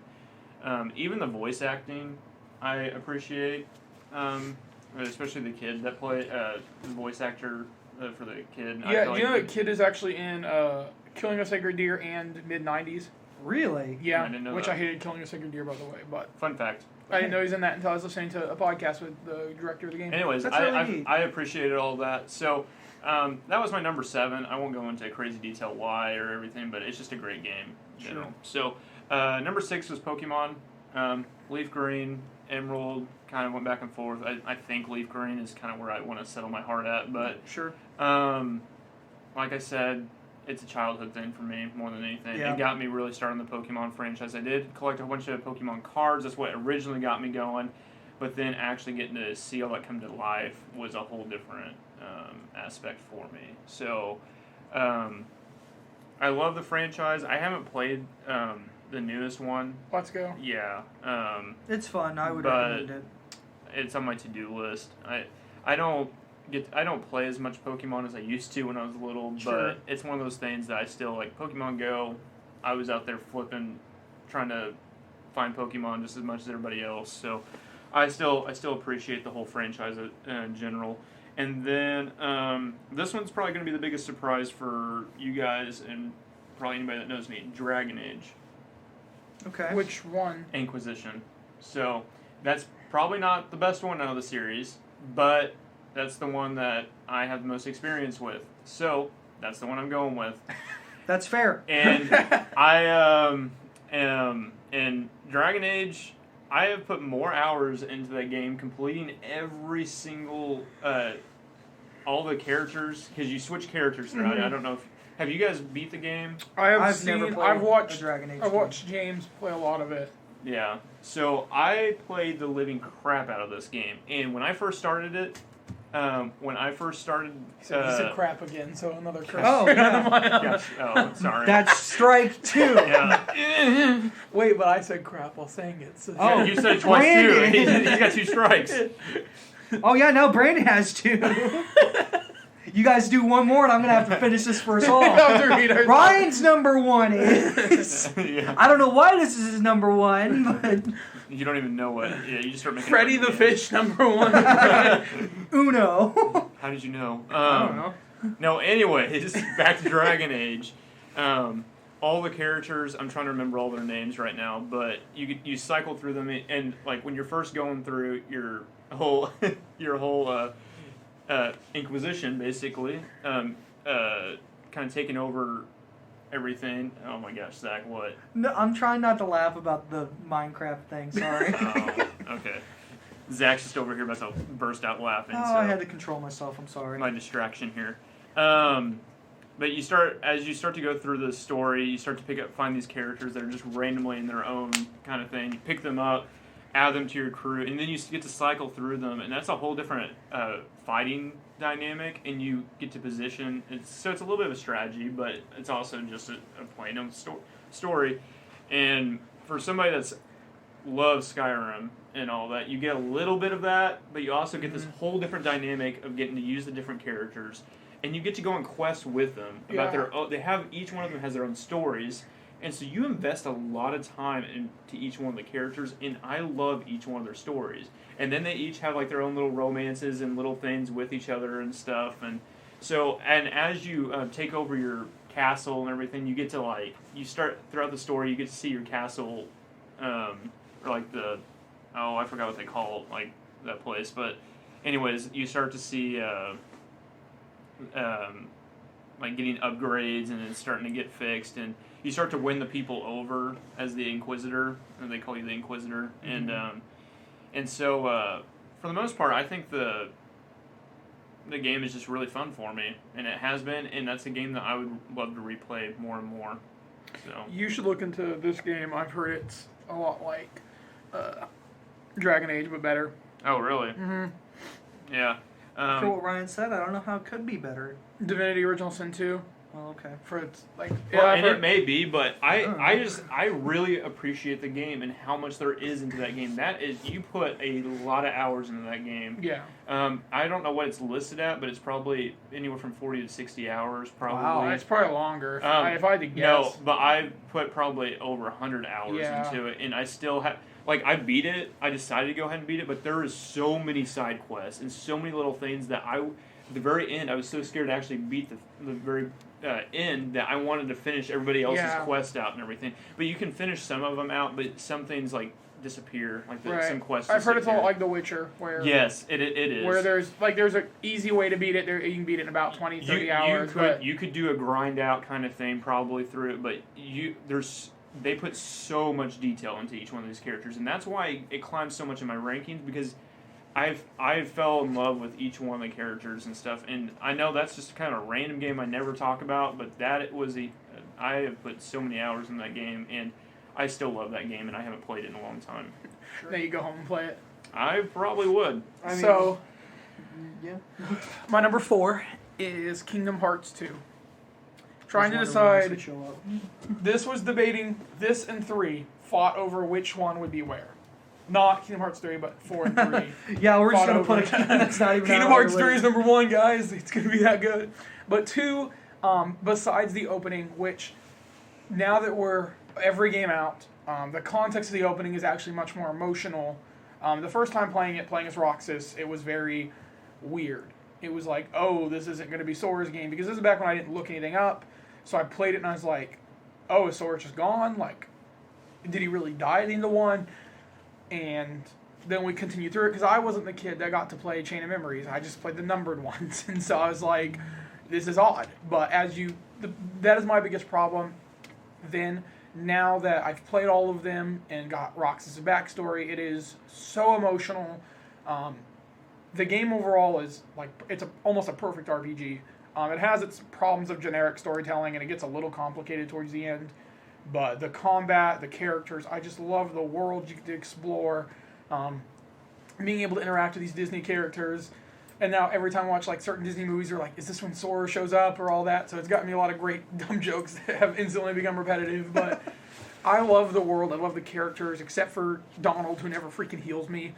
But I like the relationship they all have. You care about everything that's happening. You care about Sora's search for Riku. The game is just so good, and I'm just so scared that 3 won't be able to live up to the hype that was 2. And that's coming out in 3 weeks. Less than 3. 2 weeks.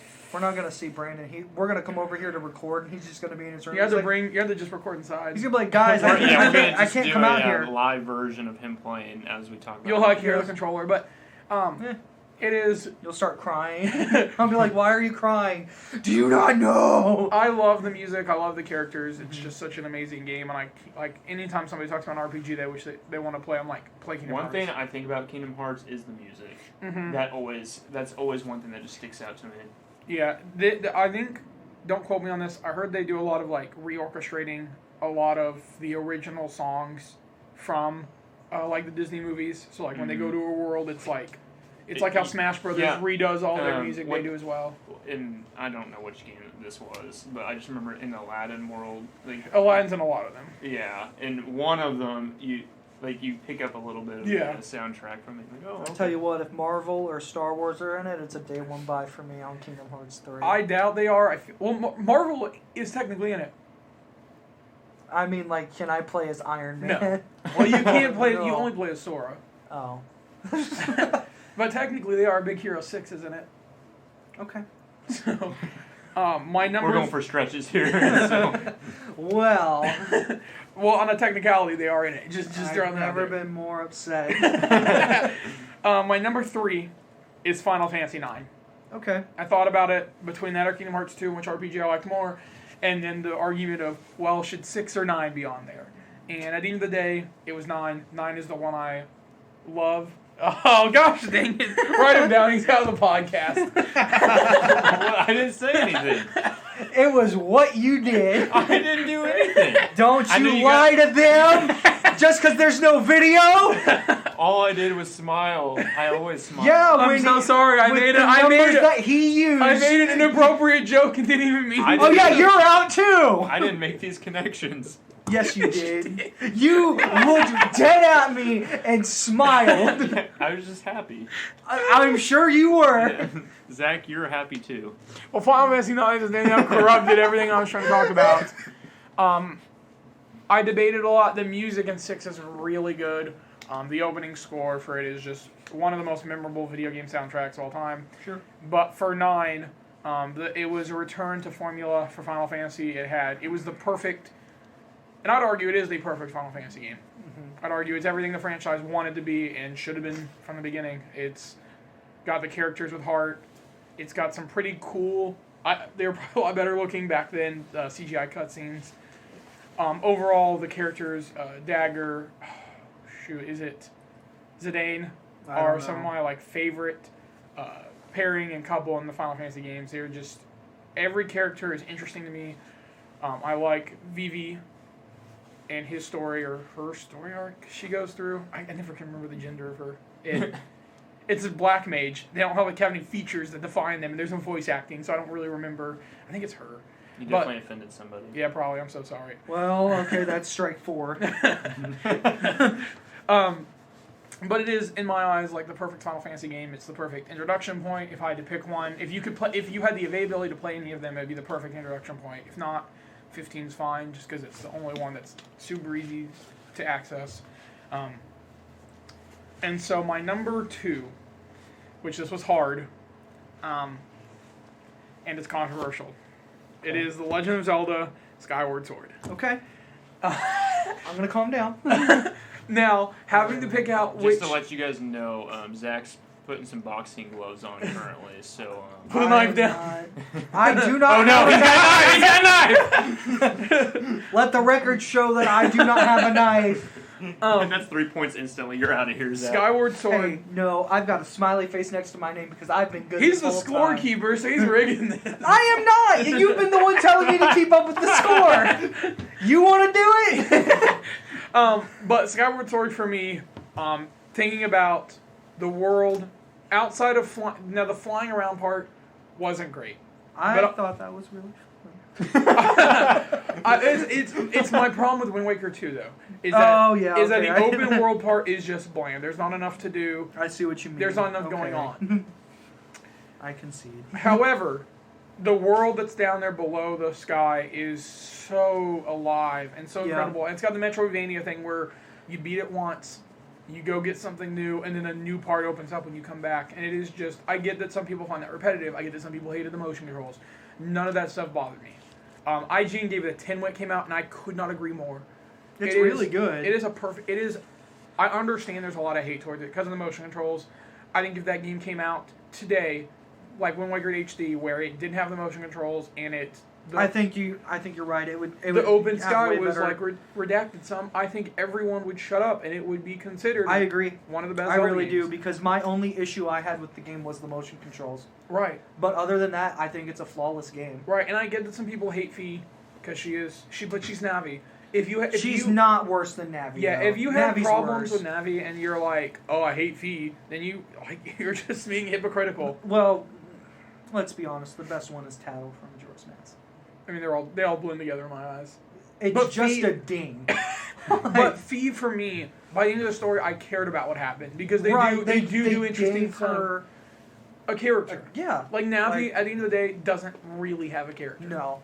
Neither- Tattle has somewhat of a character. And has somewhat Tail- motivation, but Right, but like, no, I agree. I think Fee is the one that everybody will be like, that was the character that assisted Link throughout his journey that had the most character And I get it. You in can argue all the games. You can argue any of the Zelda games. That's why Sure. this list could have been just Zelda. I could have games. done a top 10 on just Zelda. Yeah, that was the hardest thing. That would probably piss a lot of people off. But when I go back to thinking about Zelda games, one cutscene from that game will always stand out in my mind. Yeah. There's a scene where Jiren busts through this wall and Yep. Zelda's helpless, and Yep. she runs up and protects her, and like Link charges over, and I think about that scene. I watch that scene. I love Skyward Sword. I get it has problems. I get that people They make have Zelda problems feel with it. so important. They give that relationship to Zelda and Link that you've always wanted. Right, I've always felt like that is Zelda and Link in my head. So when they finally give you that, and Link's whole motivation for going on his quest is to find and rescue Zelda, like, I fell in love with the game. Yeah. So that was my number 2. Okay, so we're at 4, right? Correct. 4th or 2. Okay, so my number 4 is also a Legend of Zelda game. Mine is Majora's Mask. Fine. I mean, I wouldn't. I mean, like I Right. said in the last episode, there were I just wanted 5 to that see it. I there are just wanted to see 5 it. that could have been. I could swap Majora's Mask around for Skyward Sword or Twilight Princess or A Link to the Past. Probably any Zelda game that I've actually played and finished, because all of them just feel like a really complete story that have their own unique spin on Link's adventures. And for me, this is the one that's the darkest, the most bleak, the one that motivates me more to succeed, I think.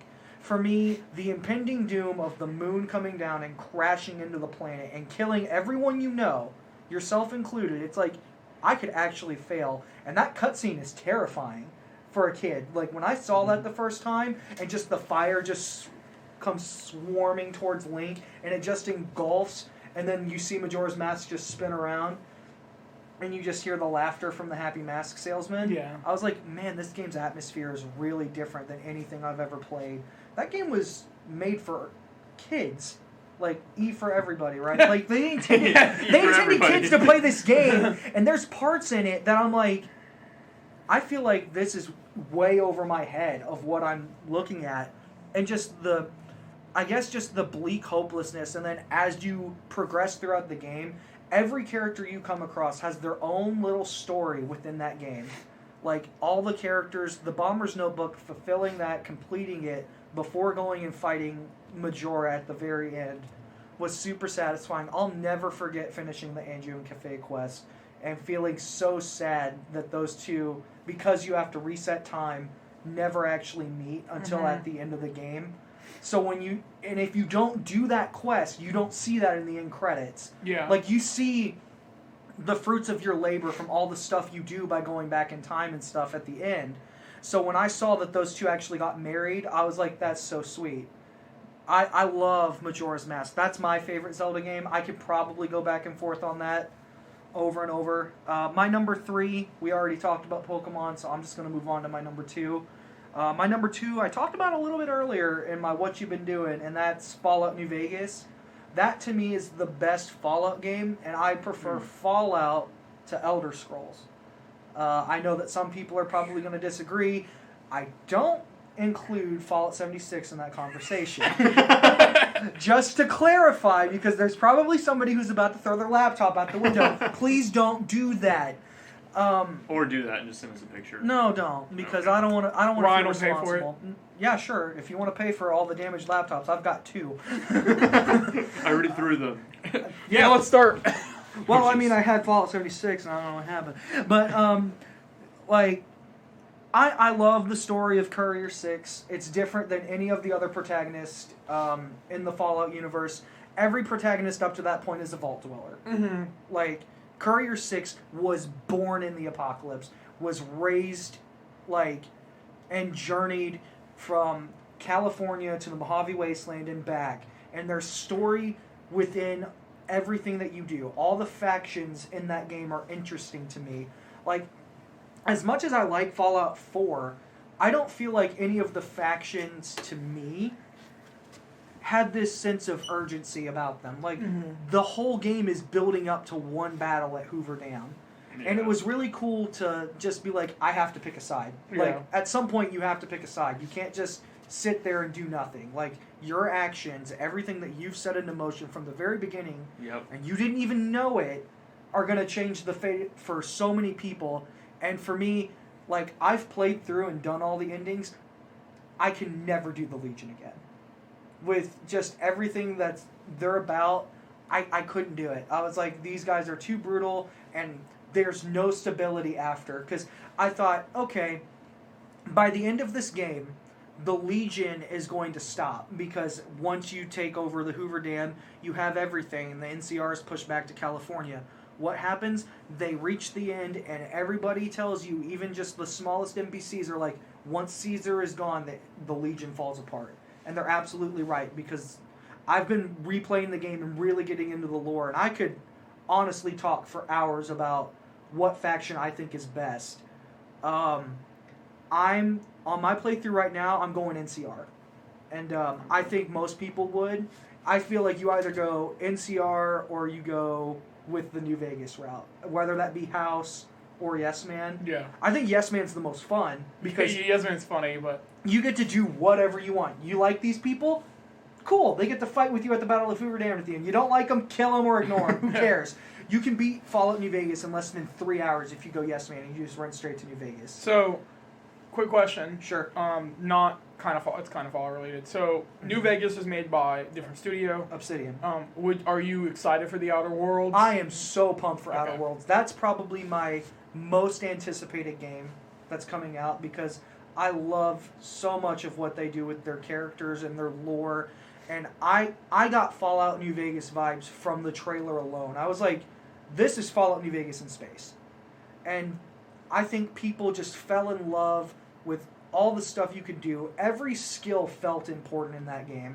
Whereas in Fallout 3, I felt like the only skill I really needed was a combat one and speech. In New Vegas, medicine has speech checks.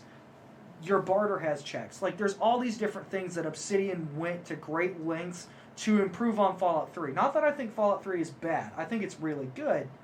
But Fallout New Vegas just took all of that, expanded on it, and made it better. Fallout 4, to me, isn't really an RPG as much as it is a set story where you're doing things that do feel like they have weight, but for me, my actions and the results of my choices in New Vegas really carried weight. And the story in that game, regardless of which side you picked, I felt important. So that's why that's number 2 for me. So I'm going to pass it over to you. Okay, so my number 4 is the original Battlefront 2. Okay. So, I guess Star Wars Oh, Battlefront 2. I was like- Star Wars Battlefront 2, yeah. I was like, what? Battlefield 2? I was like, No, what? Battlefront 2. Yeah. I loved Star Wars Battlefront 2. Yeah, that'd be an honorable mention. I forgot. I could have put that down. Yes. I had Same thing with yeah. KOTOR. I could have put. Yeah. Yeah, for me, We can talk about Star Wars games someday, guys. yes, Star Wars games. There's actually quite a few Lego. Star Wars games I could talk Lego Star about. Wars I could is even great. go into the Old Republic and, anyways, we won't go. Yeah, sorry, you should do. Yeah, we Yes, should Battlefront. move on. Yes, Battlefront 2. That was the first. That was the first Star Wars game I think I played. Yeah, that would have been. And getting to be a Jedi and going out to the battlefield. Yeah, that was always the best part. Was the best thing once you finally found out you're about to become somebody, you didn't become whatever the character was in that. I map. remember the first time I was playing that game, and it was like, "Do you want to play as Mace Windu?" I was like, "Why do you even have to ask me?" yeah. Who would I get say to no play to as that? Mace Windu. Are you kidding me? I'm about to mess these droids up. Yeah, and it is so satisfying to go Yes. through all that. And anyways, just me and my brothers would play that when we were younger all the time, and so that they really screwed up the first Battlefront coming back into the Yeah, it was weird. that was very upsetting. It felt so different from what fans were expecting, I think. Yes, I wanted that original nostalgia. I wanted that game. Just I wanted in higher Galactic depth. Conquest. Yeah. I wanted all the you stuff that wanted they went in. everything on that. and- So that game was really, really fun for me. It was a simple game, but it was absolutely fun. And you got to you're watching these Star Wars movies, and you want to be a Jedi, Yeah. and that Yeah. was like your time to when you could use the Force just to push the clones over, or the droids, Yeah. or whatever. It was just so much fun, and getting to see their actual power on the field Yeah. in your control. That was great. So I have a question. Mhm. So, I'm not the biggest Lord of the Rings guy, but there was a Lord of the Rings version of Star Wars Battlefront 2. Did you ever play it? I did not. Really? Yeah, it's called there- Lord of the Rings Conquest. Yes, and It I is- Oh, okay. I had a friend that had that game, and he enjoyed it, but I don't. I think Star Wars Battlefront kind of just took over that. Right, I missed. So Battlefront came out. Lord of the Rings Conquest came out after Battlefront, and I kind of missed the Battlefront thing until the very end.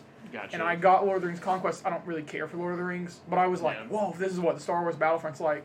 I've always wanted to go back and really play them because I played a bit of Battlefront 2, Yeah. but not enough that I feel like I could. I Talk believe about if it. you have PC, I do people are- actually have it on my People PC. are still playing it online yes, to this yep. day. There's a full on yeah, I online, tried, got wrecked. It's not worth. Yeah, I'm but not doing that. But just the fact that people are still so passionate about Yes. that specific And- game just speaks volumes. and the to me. release on the current Battlefront 2.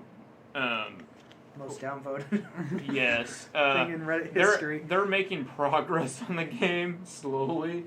I haven't played it yet. I want Obi-Wan's to. finally about to get released.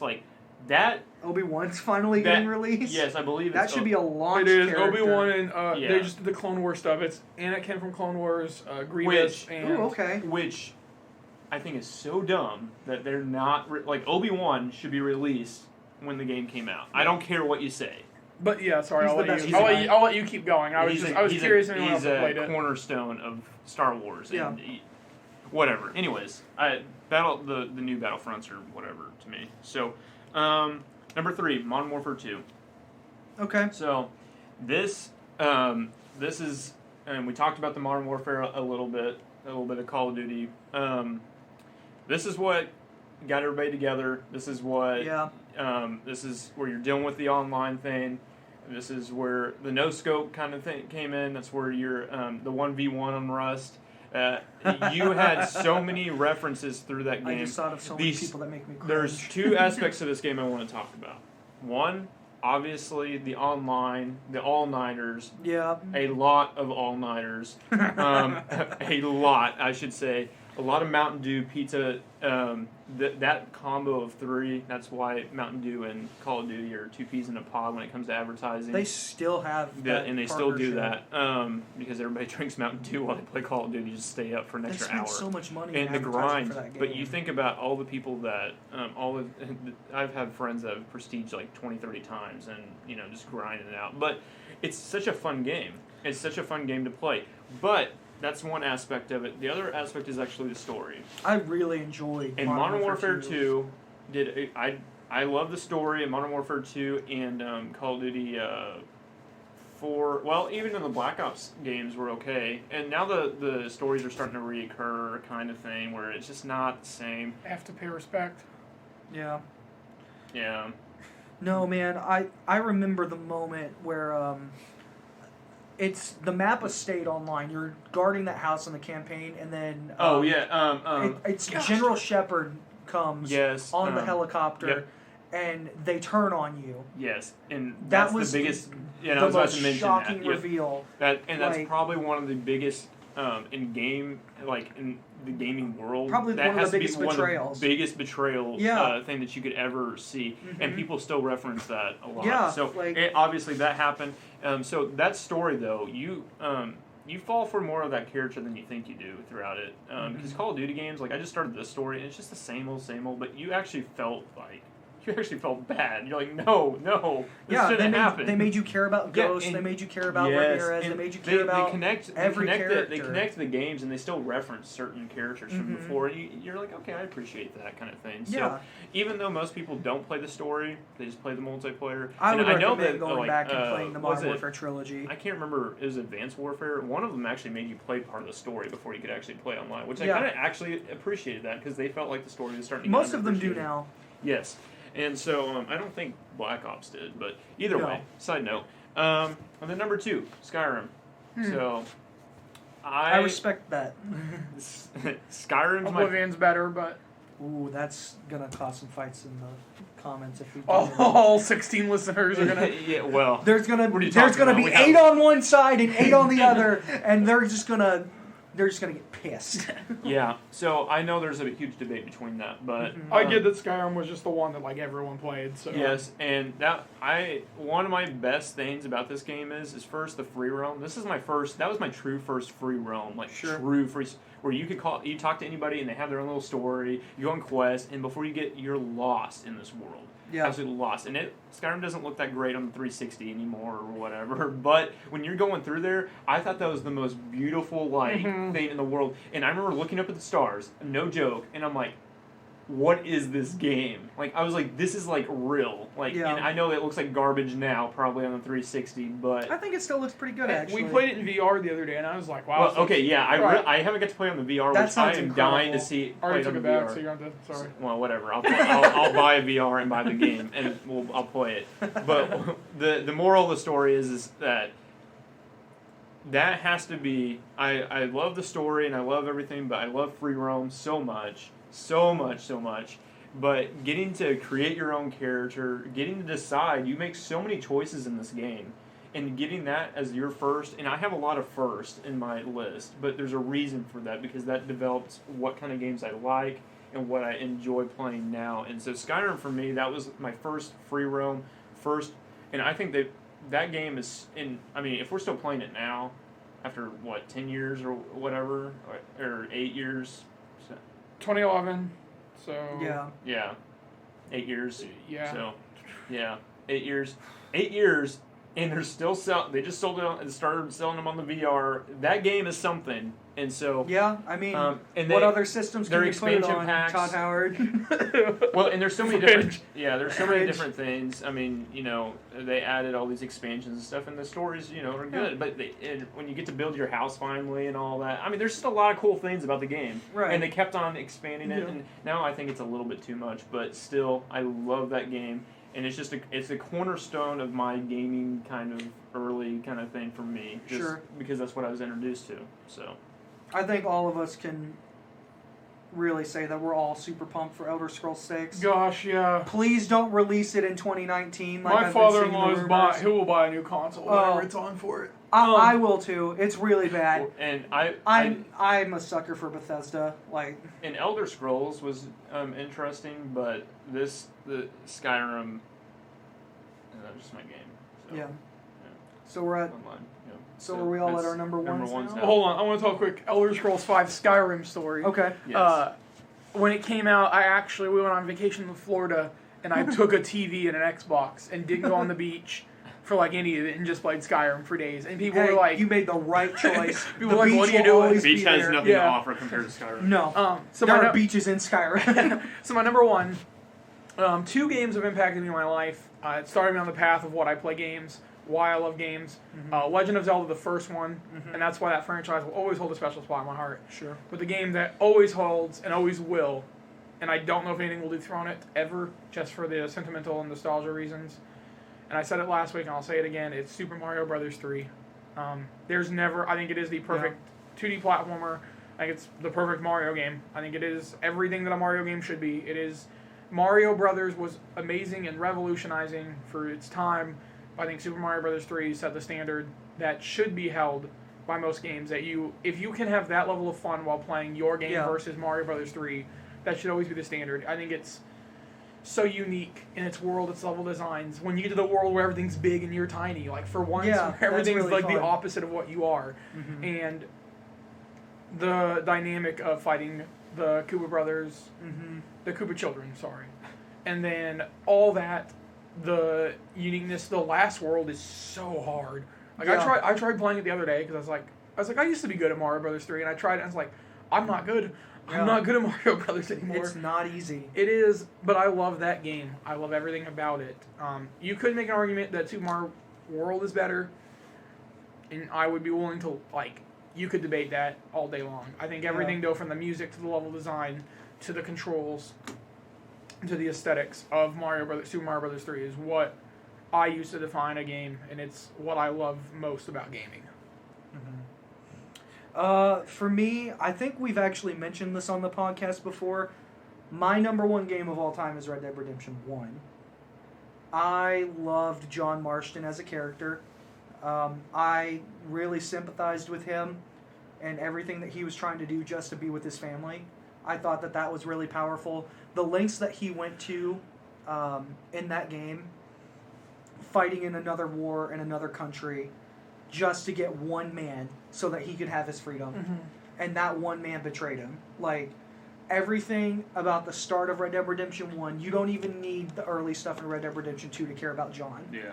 And it's really interesting now, because I haven't beaten Red Dead Redemption 2 yet, Mm-hmm. to know that these characters will at some point turn their back on him, and to know his ultimate fate in the end. Like, I remember just the final mission in that game, just how heartbreaking it was knowing that was the last time he was going to see his family. I was like, Yeah. if it were me, that's exactly what I would have done. I would have not had my family stay there.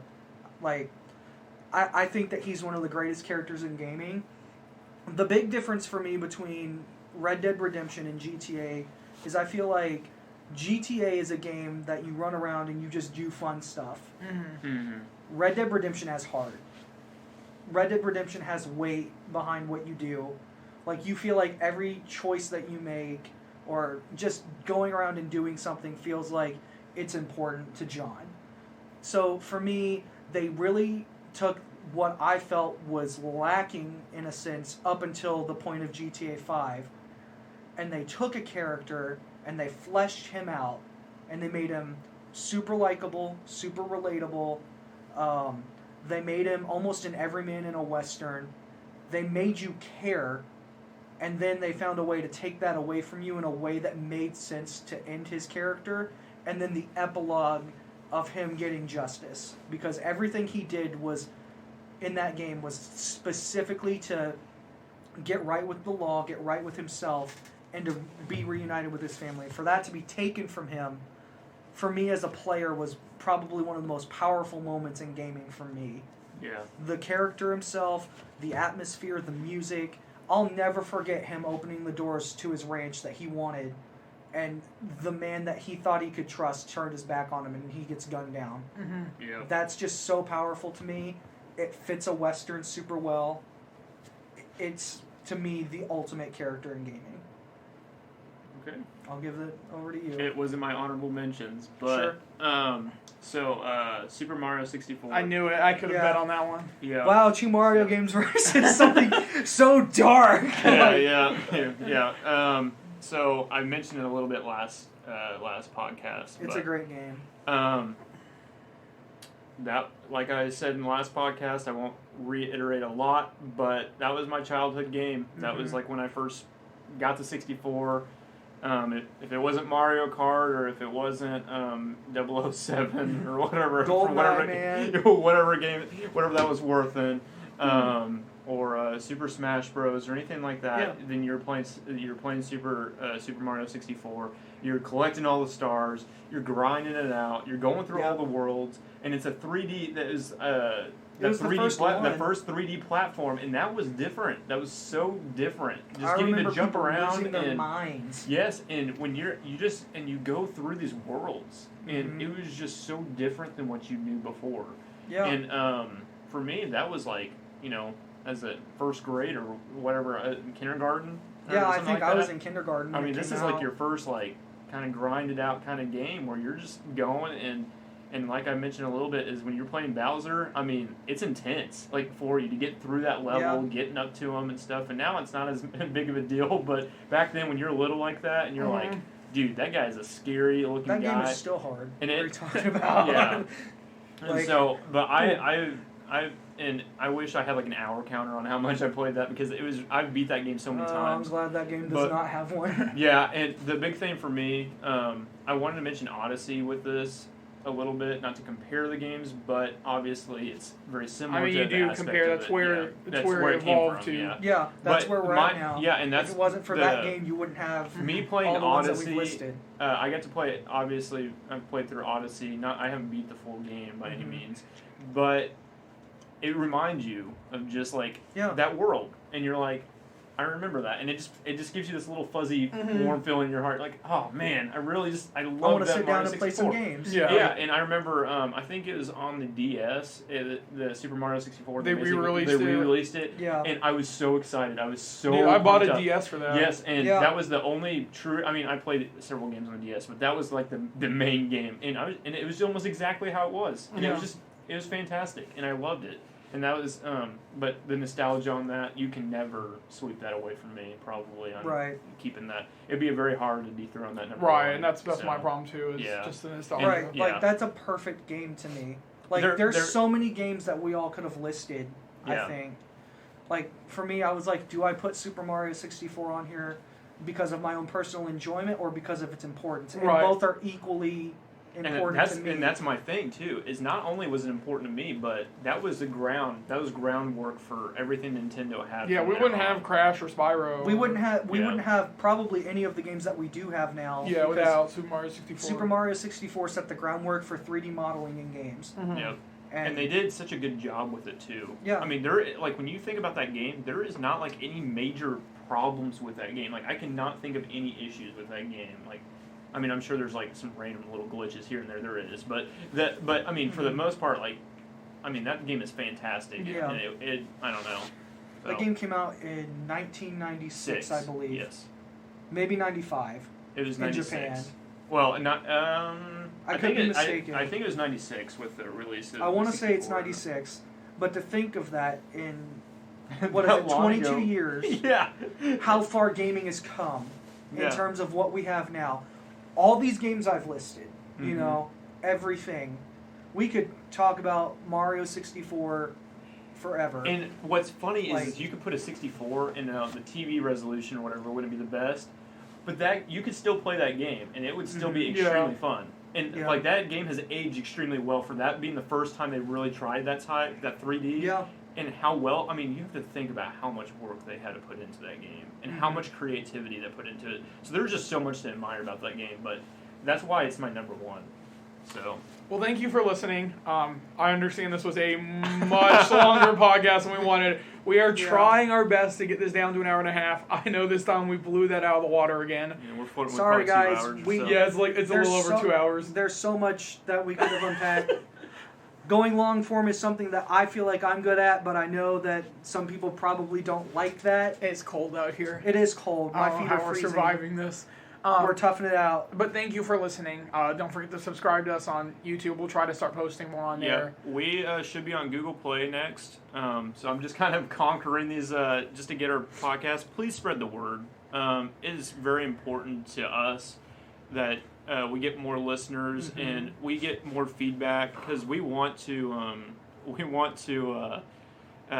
keep on sharing what you guys want to hear. So if you have a suggestion for us based off of what you've listened to, we're 4 episodes in, true episodes, I should say, and that's that's a feat for us, and we're enjoying it. We're loving it. It's worked out a lot better than I think we originally thought so. So just subscribe to our channel. Follow us on Facebook, YouTube. We're on iTunes, SoundCloud, Google Play. I think we'll be on by next week. And we'll just kind of go from there. So Okay, next week, a little teaser. We should be seeing Glass and Dragon Ball Super Broly, so expect to get a review of both those. Yeah, I'm excited. Thank you guys so much.